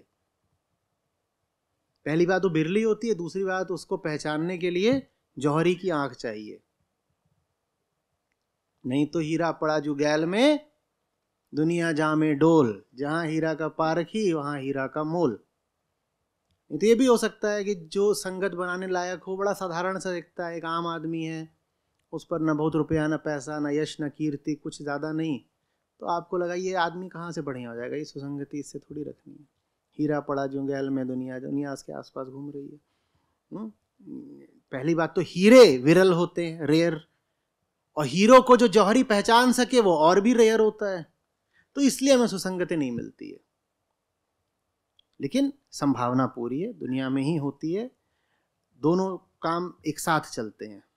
जगह खाली करनी पड़ती है, कचरा हटाना पड़ता है, और फिर जो खाली स्थान भरे उसमें जो योग्य है, सुपात्र है, उसको आग्रह करके बड़े प्यार से बुला करके बैठाना पड़ता है।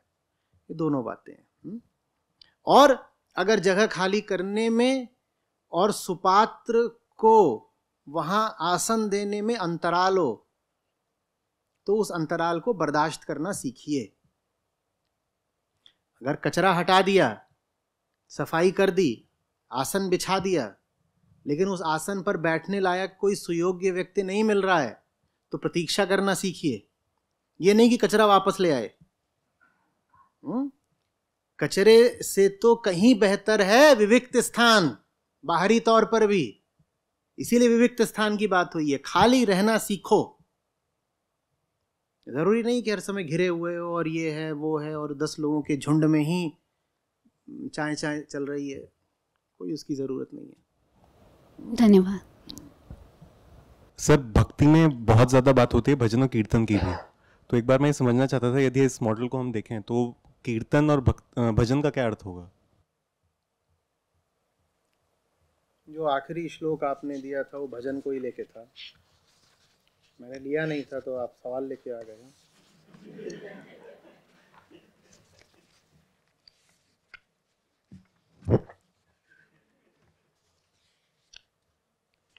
तो ये है 79वां श्लोक है कि भक्त के बारे में कहा गया है और भक्त को सलाह दी गई है कि सब समय सर्वदा और सर्वभाव से निश्चिंत होकर भगवान का ही भजन करना चाहिए, माने किसी और को नहीं भजना है।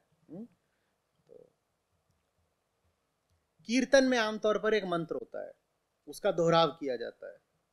एक मंत्र है और उसको दोहरा रहे हैं, तो वो कीर्तन होता है। और कीर्तन में ऐसा भी होता है अधिकांशतः कि पहले एक वहाँ प्रमुख होता है कीर्तन करता, वो बोलता है और जो बाकी अन्य लोग होते हैं उसके पीछे पीछे दोहराते हैं। भजन में ये होता है कि एक मंत्र मात्र नहीं होता है, वो पूरा एक गीत ही होता है जिसको सब लोग सम्मिलित स्वर में एक साथ गाते हैं। तो ये भजन और कीर्तन होता है। भजन कीर्तन दोनों में आवाज ऊंची रहती है और जब जप होता है तो उसमें आवाज, तो ये सब भक्ति की विधियां, पर इनमें थोड़े थोड़े अंतर होते हैं। तो भजन कीर्तन से क्या होता है? भजन कीर्तन से एक तो बाहरी अर्थ है कि आप भजन कर रहे हो, पर वो जो बाहरी भजन है जो आप एक समुदाय में एक टोली में करते हो या बोल करके करते हो अकेले में भी, वो आप 24 घंटे नहीं कर सकते। तो फिर आंतरिक भजन का, निरंतर भजन का क्या अंतर है, का क्या अर्थ है? उसका अर्थ है लगातार भीतर गूंज बनी रहे, लक्ष्य से मन अविचलित रहे, ये है निरंतर भजन। इसीलिए यहां कहा गया है सर्वदा सर्वभाव से और निश्चिंत होकर, माने और किसी की चिंता नहीं करनी है, लगातार जो एक तुम्हारा प्रियवर है उसको भजते रहो।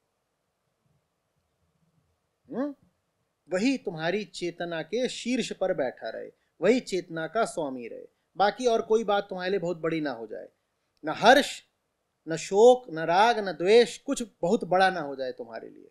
ये सब चीजें हैं जिंदगी की, आती जाती रहेंगी। जो चीज प्रमुख है वो प्रमुख ही रहे।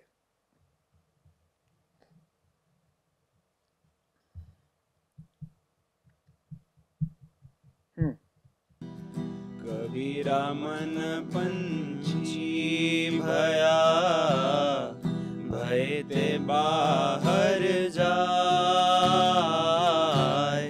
कबीरा मन पंछी भया, भय ते बाहर जाए।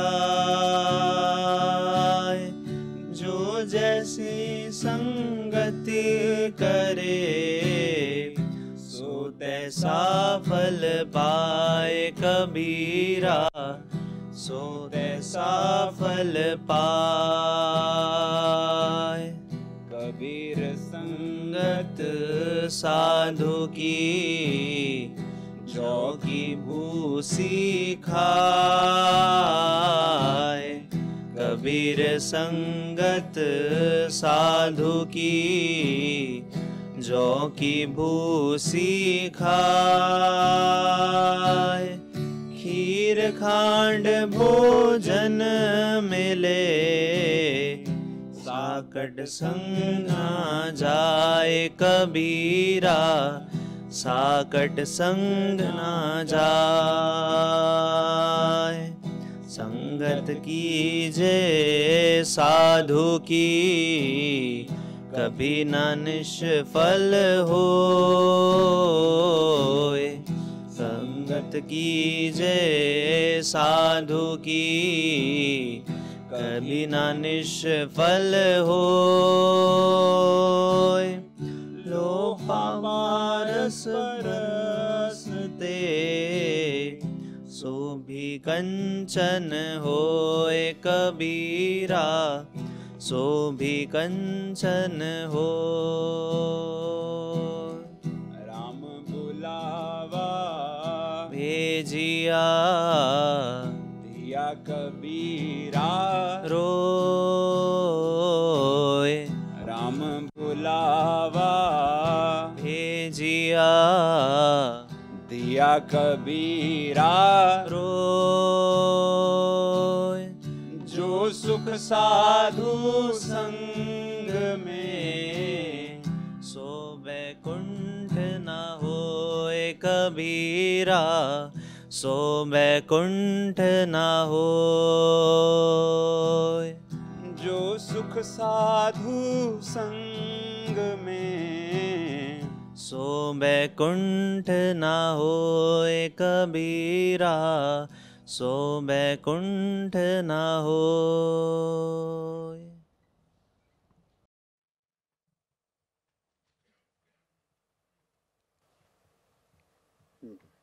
बताइए, साकट माने क्या होता है? दुष्ट आदमी।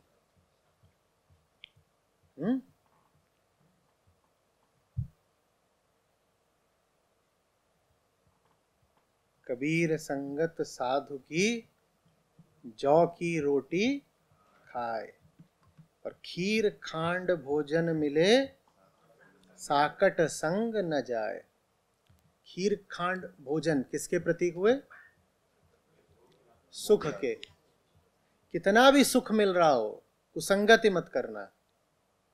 और साधु की संगति में अगर सूखी रोटी मिल रही हो, जौ बाजरे काहे की भी, वो खा लेना, वो बेहतर है। मतलब समझ रहे हैं?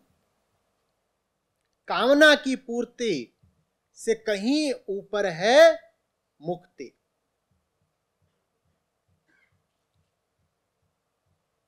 कुसंग में हो सकता है कामना पूर्ति होती हो। कह सकते हैं कुसंग की परिभाषा भी शायद यही है कि वो कामना को पूरी करे, वो कुसंग। जिसके साथ आपकी कामनाएं पूरी हो रही हो, वो आपके लिए कुसंग है। जो आपके जीवन में इसलिए हो कि वो आपकी कामनाएं पूरी करता है, वो कुसंग है आपका।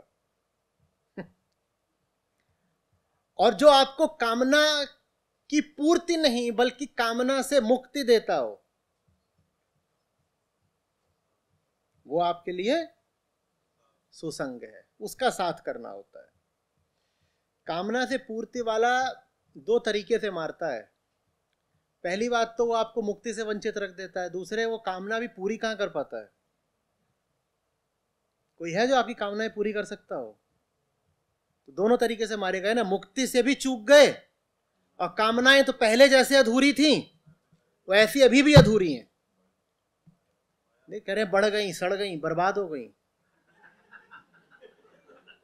एकदम बैठे बैठे भड़ास निकाल दी पूरी जीवन की, अनुभव की। कुछ नहीं मिलता। ये सब झूठे हैं, वादे करते हैं कि कामना पूरी कर दूंगी इत्यादि इत्यादि। कोई नहीं पूरी करता। दोनों ओर से मारे जाते हैं। माया मिली न राम।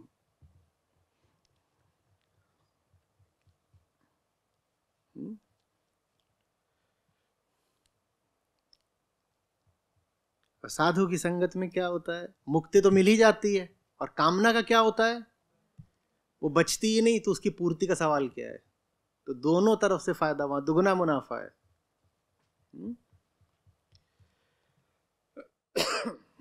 बताइए। प्रणाम आचार्य जी। आचार्य जी, ज्ञान मार्ग में जब एक ज्ञानी चलने की कोशिश करता है, जैसे मैं ये समझता हूँ कि उसकी सब जिज्ञासा रहती है ताकि वो ज्ञान मार्ग में चल सके। और जिज्ञासा जो है वो कैसे डेवलप होता है, मेरे समझ से मुझे ऐसा लगता है कि उसके लिए तरह तरह की विद्या ग्रहण करनी होती है या अविद्या लेना पड़ता है। कुछ भी नहीं ऐसा है। देखिए, छोटू पिट रहा है, विद्या वगैरह कुछ नहीं चाहिए। एकदम जमीन पे आइए, क्या चल रहा है लगातार, जिंदगी माने पिटाई, पटापट पड़ रहे हैं। तो वो छोटू कहता है ये मामला क्या है, मुझ में ऐसी क्या कमजोरी है कि मैं पिट रहा हूं, ये पीटने वाला कौन है, ये पिटने वाला कौन है। ये जिज्ञासा है। ये जो मैं कौन हूं, ये कोई निरा सैद्धांतिक या शास्त्रीय प्रश्न नहीं है, ये अनुभव जनित प्रश्न है, ये पीड़ा जनित प्रश्न है। मैं हूं कौन जिसे हर कोई लात मार जाता है, मैं चीज क्या हूं जो इतना पिट रहा हूं, कौन सी ऐसी मेरी कमजोरी है जिसका सब फायदा उठा रहे हैं। ये जिज्ञासा है। तो वो जो जिज्ञासा है ना, उसकी हमने दिशा तो ऐसे दिखाई है कि वो बाहर को है।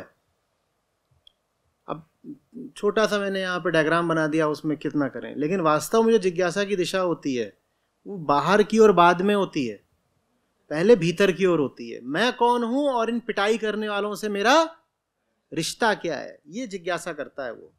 क्योंकि छोटू के पास और कोई रास्ता नहीं है ना, उसको सब मारे दे रहे हैं, तो वो पूछेगा ना चल क्या रहा है। अच्छा एक बात बताओ, आपकी ऐसे आंख बंद कर दी गई हो, ठीक है ना, आपको आंखों में ऐसे पट्टी बांध दी गई है, और उसके बाद आपको पटापट पड़ने लग गए, और पट्टी बांधी गई थी खेल खेल में, या बताया गया था कि तुम बहुत हमारे प्यारे हो, चलो पट्टी बांध देते हैं। आपने बंधवा ली और पट्टी बांध दी बिल्कुल जोर से, और पट्टी बंधी नहीं कि पट पट पट पड़ रहे हैं। एक स्वर में बताइएगा, जैसे ही पढ़ने शुरू होंगे आप पहला काम क्या करेंगे? पट्टी खोलेंगे। ये जिज्ञासा होती है। आपकी आंख पे पट्टी बंधी हुई है और इधर से उधर से आपको मुक्के लात सब पड़ रहे हैं, तो आप पहला काम क्या करते हो? पट्टी हटाते हो ना। ये जिज्ञासा है। पीड़ा से ही जिज्ञासा का जन्म होता है। पिटे नहीं कि सबसे पहले ही करोगे कौन है कौन है कौन है, ये जिज्ञासा है। तो वो जिज्ञासा करता है। फिर वो जिज्ञासा मैं कह रहा हूं बाहरी विषयों के प्रति बाद में है, पहले अपने प्रति है कि मुझ में ऐसा क्या है जिसको देखो वही आकर के दो लगा जाता है, मैं चीज क्या हूं। और फिर कहता है अगर मैं वो चीज हूं जो पिटती रहती है, रजनीकांत है छोटू, कसम से मुझे वो चीज रहना ही नहीं है, रहना इच्छ नहीं है। अगर ऐसा छोटू रह करके मेरी पिटाई होनी लगातार, तो मेरे को ऐसा रहना इच्छ नहीं है। और फिर नेति नेति, मेरे को ऐसा रहना इच्छ नहीं है। यही तो नेति नेति है। जब तक अहम हूं तब तक पिटूंगा, तो मेरे को अहम रहना ही नहीं है। ये ज्ञान मार्ग। तो आचार्य जी जैसे ये बोध हो गया उस छोटू को, तो छोटू में इतनी क्षमता बिल्ड हो जाती है कि वो अपने से 4 गुने ज़्यादा। क्षमता की बात ही नहीं होती है, स्वार्थ की बात होती है। दूसरे आपको इसलिए नहीं पीट रहे कि आप अक्षम हैं, दूसरे आपको इसलिए पीट रहे हैं क्योंकि आप स्वार्थी हैं, आप लोभी और लोलुप हैं। कोई आपको इसलिए नहीं पीटता कि आप कमजोर हो, या ऐसे कह लीजिए कि आपका स्वार्थ ही आपकी एकमात्र कमजोरी है। कोई अगर आपको पीटता है तो इसलिए नहीं पीटता कि आप छोटू हो, आपको इसलिए पीटा जाता है क्योंकि आप लंबू हो जिसे घुटनों के बल चलने का स्वार्थ है। हर छोटू वास्तव में क्या है? लंबू है, पर उसको बोला गया है कि घुटनों के बल चलेगा तो 2 रुपया ज्यादा देंगे। आत्मज्ञान का मतलब होता है आत्मगरिमा। ये कहना कि 2 रुपए के लिए मैं लंबू को छोटू क्यों बनाए हुए हूं, 2 रुपए के लिए मैंने आत्मा को अहम क्यों बना दिया, और 2 रुपए के लिए, बस 2 रुपए के लिए हूं मैं आत्मा, और बिक करके क्या बन गया? नहीं बनना। तो अपनी कमजोरी का त्याग वास्तव में बस अपने स्वार्थ का परित्याग है। जो अपना स्वार्थ छोड़ देगा उसे कोई नहीं दबा सकता। आखिरी स्वार्थ होता है प्राण का मोह। जिसने वो भी छोड़ दिया वो तो सिकंदर हो गया, विश्व विजेता। उसका अश्वमेध कोई रोक के दिखाए? उसको नहीं रोक सकते आप। जिसने अब ये कह दिया कि अब मर जाऊंगा तो मर जाऊंगा, झुकूंगा नहीं, उसको आप झुका ही नहीं सकते। फिर कोई आप पर अगर हावी हो जाता है तो उसकी वजह, फिर कह रहा हूं, आपकी कमजोरी नहीं है, आपका स्वार्थ है। स्वार्थ छोड़िए, फिर देखिए कौन आप पे हावी हो सकता है। कौन से आशय विशेषतया किसी व्यक्ति से ही नहीं है, कौन से आशय स्थितियों से, संयोगों से, संस्थाओं से, सिस्टम से, हर चीज से। आचार्य जी, एक आखिरी प्रश्न था। तो जब ऐसा होता है तो संघर्ष का क्या महत्व रहता है उस समय? संघर्ष यही तो है, स्वार्थ को मन छोड़ना ही नहीं तो खुद से ही पहलवानी करनी पड़ती है। अपना ही मन बोल रहा है नहीं छोड़ूंगा, नहीं छोड़ूंगा नहीं छोड़ूंगा, तो कहना पड़ता है देख हमारी गरिमा हमारी भूख से ज्यादा बड़ी है। अमिताभ बच्चन याद है, मैं आज भी फेंके हुए पैसे नहीं उठाता, मेरी गरिमा मेरी भूख से ऊपर है। बस ये बोलना पड़ता है, यही संघर्ष है। क्योंकि भीतर कुछ है जो आतुर हो रहा है कि फेंके हुए पैसे भी उठा लो, तो तब क्या बोलना होता है? वो बाद में बोला था उसने, मैं आज भी नहीं उठाता। पहले जब वो छोटा था, वो बूट पॉलिश करता था, तब भी सेठ आके पैसे फेंकता था, वो कहता था ये सिक्का उठा के हाथ में दे, फेंक के नहीं देगा, ऐसे। जबकि वो उस वक्त क्या था, बहुत ही गरीब है, वो पैसा न लेता तो शायद रात को रोटी ना पाता, लेकिन फिर भी बोलता है सिक्का उठा के हाथ में दे। ये बात होनी चाहिए, भूखा रह लूंगा, पिटना स्वीकार नहीं है। बस समझ गया, धन्यवाद। नमस्ते आचार्य जी, मेरा प्रश्न ये है कि जैसे भक्ति में ध्येय त्याग का प्रचलन इतना भारत में क्यों बढ़ा है? जैसे अपनी मुक्ति के लिए तपस्या का बोला जाता है कि 1000 साल तपस्या करते हैं, जैसे एक बात कही जाती है, तो उसके लिए अपनी मुक्ति के लिए साधु लोग या तपस्या करते जाते हैं, और ऐसा माना जाता है कि देह त्याग करके ही उनको मुक्ति ही मिलेगी इस तरीके से। तो ये यहाँ पे मैं थोड़ा कंफ्यूज हो रहा हूँ कि जैसे भगत सिंह जी ने भी अपनी देह त्याग करी थी, तो मैं उनको ज्ञान मार्ग की तौर पर देख रहा हूँ कि मैं देह एक संसाधन होता है, ठीक है, जिससे बहुत सारे काम होते हैं। आपके पास एक बंदूक है, देह बंदूक है, ठीक है ना, उसमें गोलियां हैं बहुत सारी, मैगजीन, कितनी गोलियां हैं? मान लो 100 गोलियां हैं, 100 साल 100 गोलियां। तो आपने देखा है लड़ाइयों में क्या होता है, उसके पास बंदूक है, लड़ाई कर रहा है, वो 100 गोली उसने चला दी, 100 गोली उसने चला दी। अब अंत सारी गोलियां चल गई, अंत में बस बंदूक बची है, तो फिर क्या करता है? वो बंदूक ही फेंक के मारता है। ये देह त्याग है कि देह का जब तक इस्तेमाल कर सकता था तब तक करा, अब देह का आखिरी इस्तेमाल यही है कि देह को ही फेंक के मार दूं। तो फिर भगत सिंह ने यही करा था। भगत सिंह से पूछा जाता था, बोलते थे कि आप क्यों नहीं माफी मांग लेते या कुछ और संधि कर लेते, ये छोड़ देंगे आपको। भगत सिंह ने कहा अभी 23 साल का हूं और देश भर में मैंने आग लगा दी है, बिल्कुल। मीडिया तब स्वतंत्र था, तो भगत सिंह का जो मुकदमा था वो बहुत महीनों तक खिंचा था, और अंग्रेजों ने पूरी अनुमति दी थी कि जो चीज़ जैसी चल रही है वो प्रकाशित होती रहती थी, तो देश भर में खबर पहुंचती थी मुकदमे की, भगत सिंह का क्या चल रहा है, लंबा खिंच रहा है मुकदमा और देश में आग लगती जा रही है बिल्कुल। भगत सिंह बोले यही तो मैं चाह रहा हूँ, यही चाह रहा हूँ। और अभी जो मेरा चरित्र जैसा दुनिया के सामने आ रहा है, भारत के सामने आ रहा है, मेरे चरित्र में एक भी दाग नहीं है, और ये मुकदमा लंबा खिंचता जा रहा है, तो देश में सारा जो युवा है उसमें क्रांति उठती जा रही है, लोगों में आक्रोश भरता जा रहा है। भगत सिंह बोले अगर मैं और जी गया तो एक इंसान हूं, मेरे बारे में भी 2-4 तरह की बातें फैला देंगे। अभी मेरे बारे में किसी भी तरह का कुछ कहा नहीं गया है, लेकिन आगे चलूंगा तो पता नहीं भाई मेरी भी छवि उतनी उज्जवल रह जाए कि न रह जाए। तो देह बचाने से कोई लाभ नहीं है, यही मौका है आत्मोत्सर्ग का, अपने आप को जो आखिरी बलिदान है वो भी दे देने का। तो जैसे देह से, बंदूक से जैसे गोलियां दागी जाती हैं, वैसे ही अंत में बंदूक भी फेंक के मार दी जाती है कि और तो कुछ है नहीं, तो यही फेंक के मार दो ना उसको। तो इस तरीके से उन्होंने देह त्यागी थी। देह से अभी और काम लिया जा सकता हो तब भी आप देह को त्याग दे तो गलत हो जाएगा। अभी गोलियां बची हैं, 20 गोलियां बाकी थी और आपने बंदूक क्या करी? फेंक के मार दी। ये कहां की अकलमंदी है? ये आपने अपने मिशन के साथ भी इंसाफ करा क्या? लेकिन कोई क्या करे अगर सारी गोलियां चुक गई हो तो? कोई क्या करे अगर अब उस बंदूक के अलावा कुछ बचा ही ना हो तो? फिर तो वो बंदूक भी मारी जाती है ना। तो इस तरीके से भगत सिंह ने अपनी शहादत दी थी।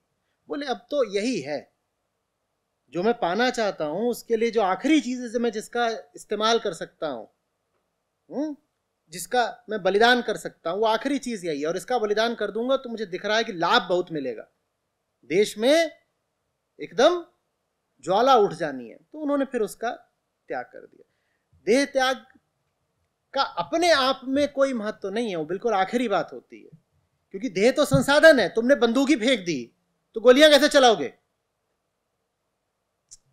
तुमने बंदूक ही फेंक दी तो गोलियां कैसे चलाओगे? तो देह त्याग का अपने आप में कोई महत्व नहीं होता।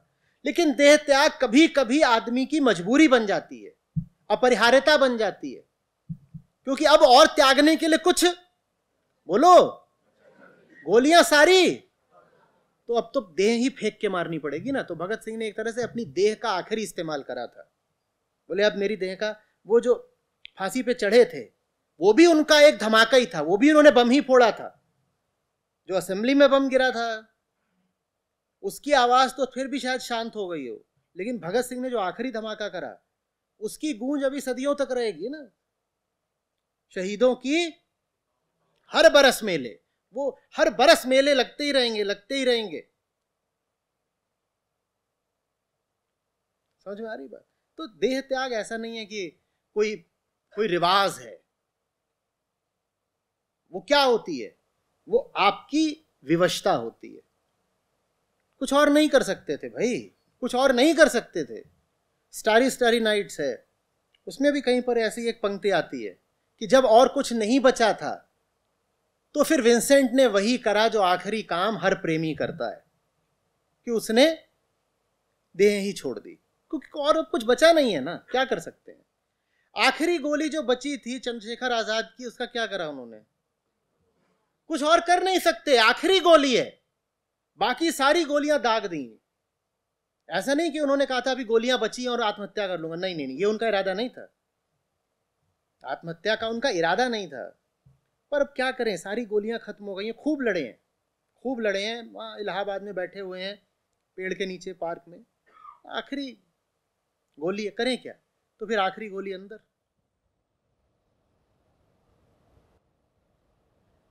जैसे मैं ग्वालियर मध्य प्रदेश से आया हूँ, तो वहाँ पे महारानी लक्ष्मीबाई जी की समाधि स्थल है। तो उनका, जैसे मैं बचपन से जहाँ बलिदान दिवस जब मनाया जाता है 18 जून को, तो जाता था तो उनके जो हथियार वगैरह देखता था कि भाई एक स्त्री हो के, जैसे हमारी समाज की जो स्थिति है कि भाई स्त्रियों का उनको कमज़ोर समझा जाता है, पर वो उस टाइम पे युद्ध लड़ी थी। और जैसे उनका आखिरी में डिस्क्रिप्शन ये भी है कि उनकी आंख तक निकल आई थी या उनको भाला लगा था। तो ये बात वहीं लागू वहीं उस तरीके की है। और क्या? और वो जो गुरु गोविंद सिंह जी हैं, उनके वो 6 साल के बच्चे को वो कैसे समझ में आ रही है वो चीज़, वो जब बाप वैसा होता है तो बच्चे को जल्दी आने लगता है समझ में। ये पिता का प्रभाव है, ये इस तरह के पिता का चमत्कार है।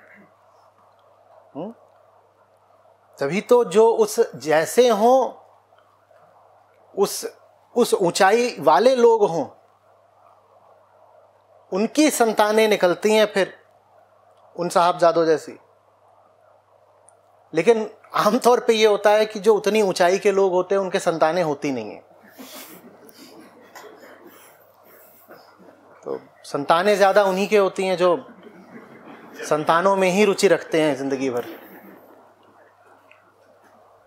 इसके अलावा एक क्वेश्चन पूछ सकता हूँ, पैट्रियार्की में अगर महारानी लक्ष्मीबाई जी को आइडल क्यों नहीं माना जाता? मतलब उसी शहर की स्थिति ऐसी है कि वो वहाँ पे स्त्रियों के बहुत ज़्यादा ही शोषण, अगर मैंने जितना अपनी लाइफ में देखा है, बहुत सारी लक्ष्मीबाइयाँ चाहिए होंगी ना।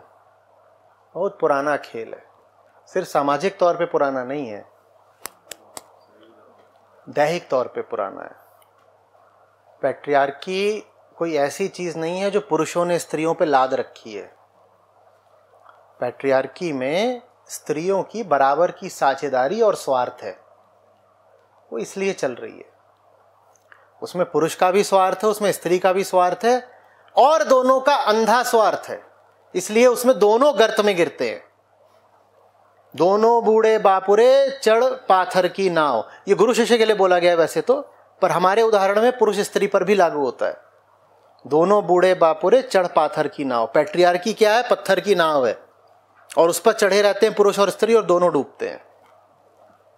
तो बहुत दूर तक कहानी जाएगी। जिसको आप पैट्रियार्की बोलते हो उसका आखिरी सुधार आध्यात्मिक ही हो सकता है। समाज सुधार बिना धर्म सुधार के संभव नहीं होता। समाज सुधार के लिए धार्मिक सुधार की जरूरत पड़ती है। तो ये सब जो चीजें हैं ये तभी ठीक होंगी जब एक आध्यात्मिक क्रांति होगी। तभी स्त्री को स्त्री का सहज स्थान मिलेगा, पुरुष को पुरुष का सहज स्थान मिलेगा। नहीं तो हर तरह का अन्याय, अत्याचार, मूर्खताएं, ये सब चलते ही रहेंगे। धन्यवाद आचार्य जी।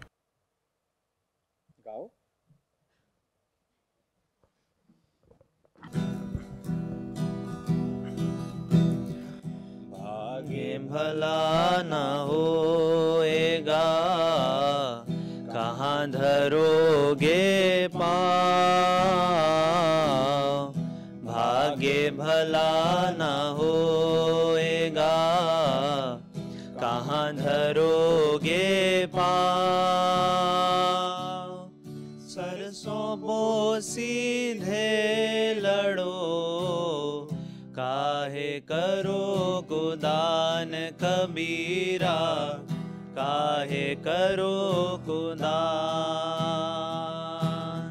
सूरा के मैदान में कायर फसिया आए। सूरा के मैदान में कायर फसिया आए। भाग सके ना लड़ सके, मन ही मन पछताए कबीरा, मन ही मन पछताए। मामा बाजिया पड़े निशाने घाव। गगन मामा बाजिया पड़े निशाने घाव। खेत पुकारे सूरमा, हमें मरण का चाव कबीरा, हमें मरण का चाव। गगन मामा बाजिया पड़े निशाने चोट। गगन मामा बाजिया पड़े निशाने चोट। कायर भागे कछु नहीं, सूरा भागे खोट कबीरा, सूरा भागे खोट। मर जाऊं मांगू नहीं, अपने तन के काज। मर जाऊं मांगू नहीं, अपने तन के काज। परमार्थ के काज में मोहे न आवे लाज कबीरा, मोहे न आवे लाज।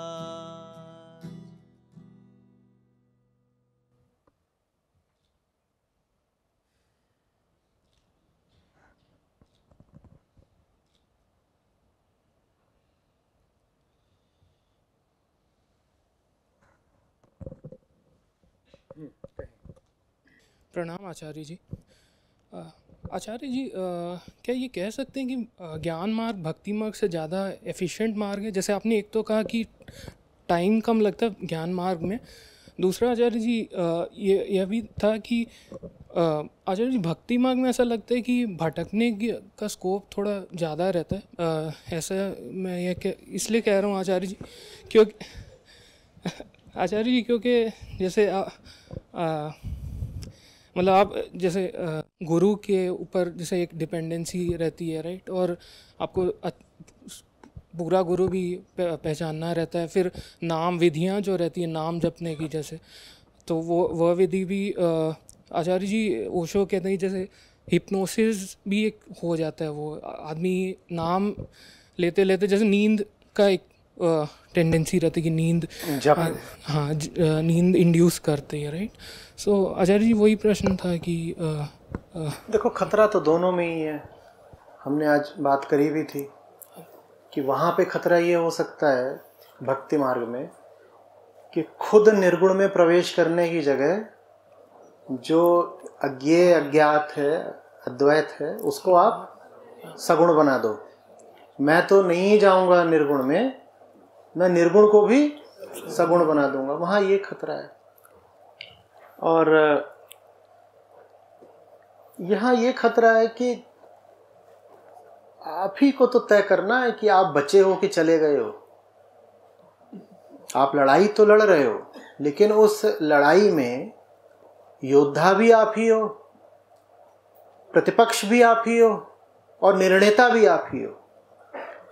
एक जो ज्ञानी जो संघर्ष कर रहा होता है, उस संघर्ष में किसके विरुद्ध संघर्ष कर रहा है? अज्ञान के विरुद्ध। वो अज्ञान भी कहाँ है? अपने अंदर। खुद लड़ रहे हैं, जिससे लड़ रहे हैं वो भी हम हैं। और ये फैसला भी कौन करता है कि अब अज्ञान चला गया या बचा है? वो भी करते हो। तो घपले का बड़ा वहां पर स्कोप रहता है। तो दोनों ही मार्गों में बेईमान की तो चांदी है। बेईमान भक्ति मार्ग में भी घोषणा कर देता है कि मैं परम भक्त हूं, और वो ज्ञान मार्गी है तो बोल देता है महाज्ञानी हूं। बेईमानी का तो कहीं कोई इलाज ही नहीं है ना, क्योंकि बेईमानी समझो क्या है? बेईमानी है कि वो जो पहला कदम है वही गड़बड़ हो गई। प्रेम ही नहीं है। बेईमानी माने प्रेमहीनता। प्रेम ही नहीं है अगर, तो कोई भी मार्ग पे चलोगे काहे को? चला तो तब जाता है ना जब इश्क चलाता है। वही नहीं है तो तुम चलोगे काहे को? ठीक है, तो उसका कुछ नहीं। लेकिन हाँ, वो बात ठीक है कि जो ज्ञान मार्ग है वो अपेक्षतया एक ज्यादा अनअलंकृत मार्ग है। उसमें तामझाम, विधियां, श्रृंगार, इधर उधर की सांसारिक बातें ये कम होती हैं। ठीक है, तो ज्ञानी का आप अगर एक प्रतीक लोगे, मान लो आप रमण महर्षि को ले लो या कृष्णमूर्ति को ले लो, तो वहां पे आप कोई तामझाम आडंबर नहीं पाओगे। वहाँ सीधे साधे आदमी आप कृष्णमूर्ति को देखेंगे शर्ट पैंट पहन के अपना घूम रहे हैं। वहाँ वो कोई धार्मिक प्रतीक भी कभी नहीं धारण करते थे। ठीक है, आप उनको देखेंगे आपको एक साधारण आदमी लगेंगे, थोड़े वेस्टर्नाइज लगते थे क्योंकि वेस्ट में रहते थे। आप रमण महर्षि को भी देखेंगे तो उन्होंने कुछ नहीं कर रखा है, तो लंगोट धारण करते थे, अपना बैठ जाते थे, ज़्यादा कुछ था नहीं। भक्ति में थोड़ा उस लिहाज से खतरा बढ़ जाता है, खासकर सगुण भक्ति में, कि उसमें दुनियादारी की संभावना थोड़ी ज़्यादा रहती है। सब चीज़ें आप ले आते हो, इतने तरह की आप कथाएं ले आते हो, इतने तरीके के आप प्रतीक ले आते हो, इतने सारे आप विषय खड़े कर देते हो कि इसकी पूजा, इसकी उपासना, इस दिन को ऐसा करना है, ऐसा करना है, वैसा करना है, कि उसी सब में खो जाने का जो खतरा है वो थोड़ा बढ़ जाता है। लेकिन खतरा ज्ञान में भी है, खतरा भक्ति में भी है। खतरे के खिलाफ अगर कोई इंश्योरेंस है वो तो बस वही है आपकी सत्यनिष्ठा, माने आपका प्रेम। उसके अलावा तो खतरा तो दोनों ही जगह रहता है। आचार्य जी इसी में आगे ये भी है कि भक्ति मार्ग में जैसे परमात्मा की भी कई बार रिलायंस ऑन द ऑलमाइटी एक ये भी है, जिसका बहुत इंटरप्रेटेबल टाइप की चीज़ है, बहुत सब्जेक्टिव टाइप की, राइट। जैसे कि कोई कृपा बरसेगी किसी के ऊपर, कोई कुछ, वो सब है, वो सब है। जो कि देखो होता क्या है ना कि भक्ति मार्ग चूंकि सर्वसाधारण ने अपनाया, तो उसका वही स्तर हो गया जो सर्वसाधारण का स्तर होता है। जो चीज़ जिस स्तर के लोग पकड़ लेते हैं वो चीज़ भी उसी स्तर की हो जाती है ना। तो आम आदमी ने भक्ति पकड़ ली, ज्ञान मार्ग थोड़ा इलीट होता है, वो हर आदमी नहीं पकड़ता, भक्ति सबने। तो इसीलिए भक्ति अंधविश्वास का और तमाम तरह की रूढ़ियों का घर बन के रह गई। इसका अर्थ ये नहीं कि भक्ति में अपने आप में कोई बुराई है, पर भक्ति जिन लोगों के हाथों में पड़ी उन लोगों ने उसमें पता नहीं क्या क्या तो डाल दिया, तो अब तुम उसमें फिर क्या करोगे। धन्यवाद आचार्य। भारत ने भक्ति के विकार के कारण, भक्ति को हमने जो विकृति दे दी उसके कारण बहुत सहा है। और कुछ कुछ उसी का परिणाम है कि आज जो भक्त शब्द है वो किसी को सम्मान में थोड़ा ही बोला जाता है। हालांकि ज्ञानी भी किसी को सम्मान में नहीं बोला जाता, ज्ञानी भी एक तरह का कटाक्षी होता है, किसी को बोला बड़ा ज्ञानी है तो वो भी है, पर भक्त तो बोला ही उसको जाता है कि जो, हाँ, जो कि कोई अपने आप में एक त्रासदी है, क्योंकि भक्त होना एक ऊंची बात है, भक्त होना एक ऊंची बात है। लेकिन लोगों ने भक्ति को ऐसा बना दिया कि भक्त शब्द ही अब ऐसा हो गया है कि अरे, मतलब जो अपनी बुद्धि का इस्तेमाल नहीं कर सकता, जो विवेकहीन है, जो सार असार में भेद नहीं कर सकता, जो बहुत आसानी से किसी भी चीज़ पे विश्वास कर लेता है, जिसको बुद्धू बनाना ज़्यादा आसान है, जो डर जाता है, कमज़ोर हो जाता है और ताकत के आगे घुटने टेक देता है, उसको हमने कहना शुरू कर दिया कि ये भक्त है। यही हुआ है ना आज के समय में। ऐसा होना नहीं चाहिए पर ऐसा हुआ है। तो ये तब होता है जब एक अच्छी ऊंची चीज़ भी बहुत साधारण लोगों के हाथों में पड़ जाती है।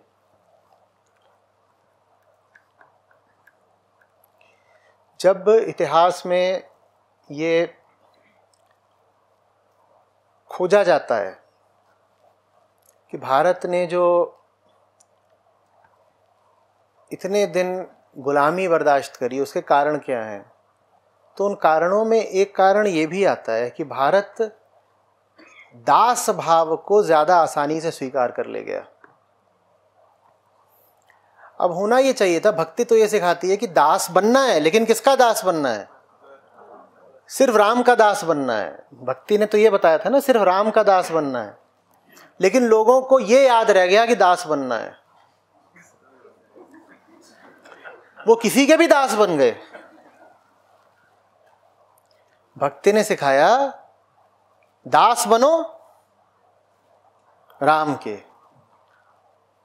लोगों ने शुरू की आधी बात याद रख ली, वो दास ही बन गए। फिर राम को छोड़ दो, वो फिर दास ही बनते गए, इसके भी दास, उसके भी दास, जो आया पिटाई लगाने सबके दास।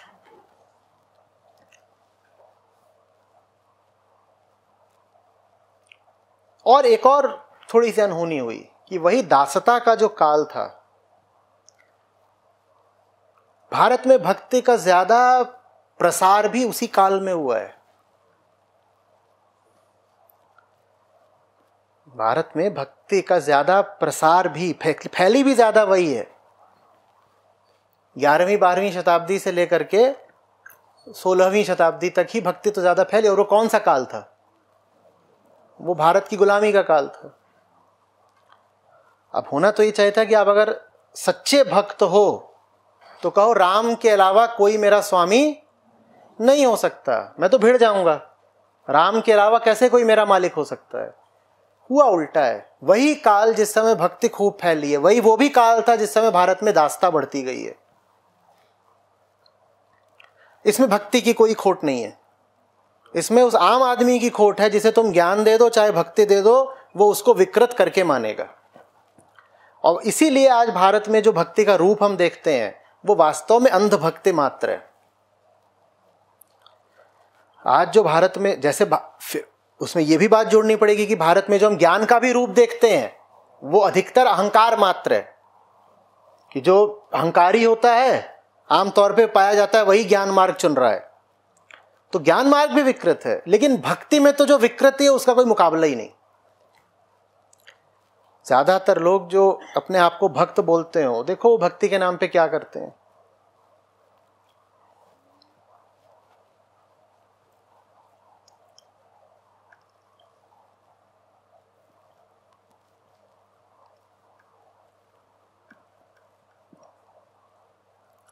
समझ में आ रही है बात?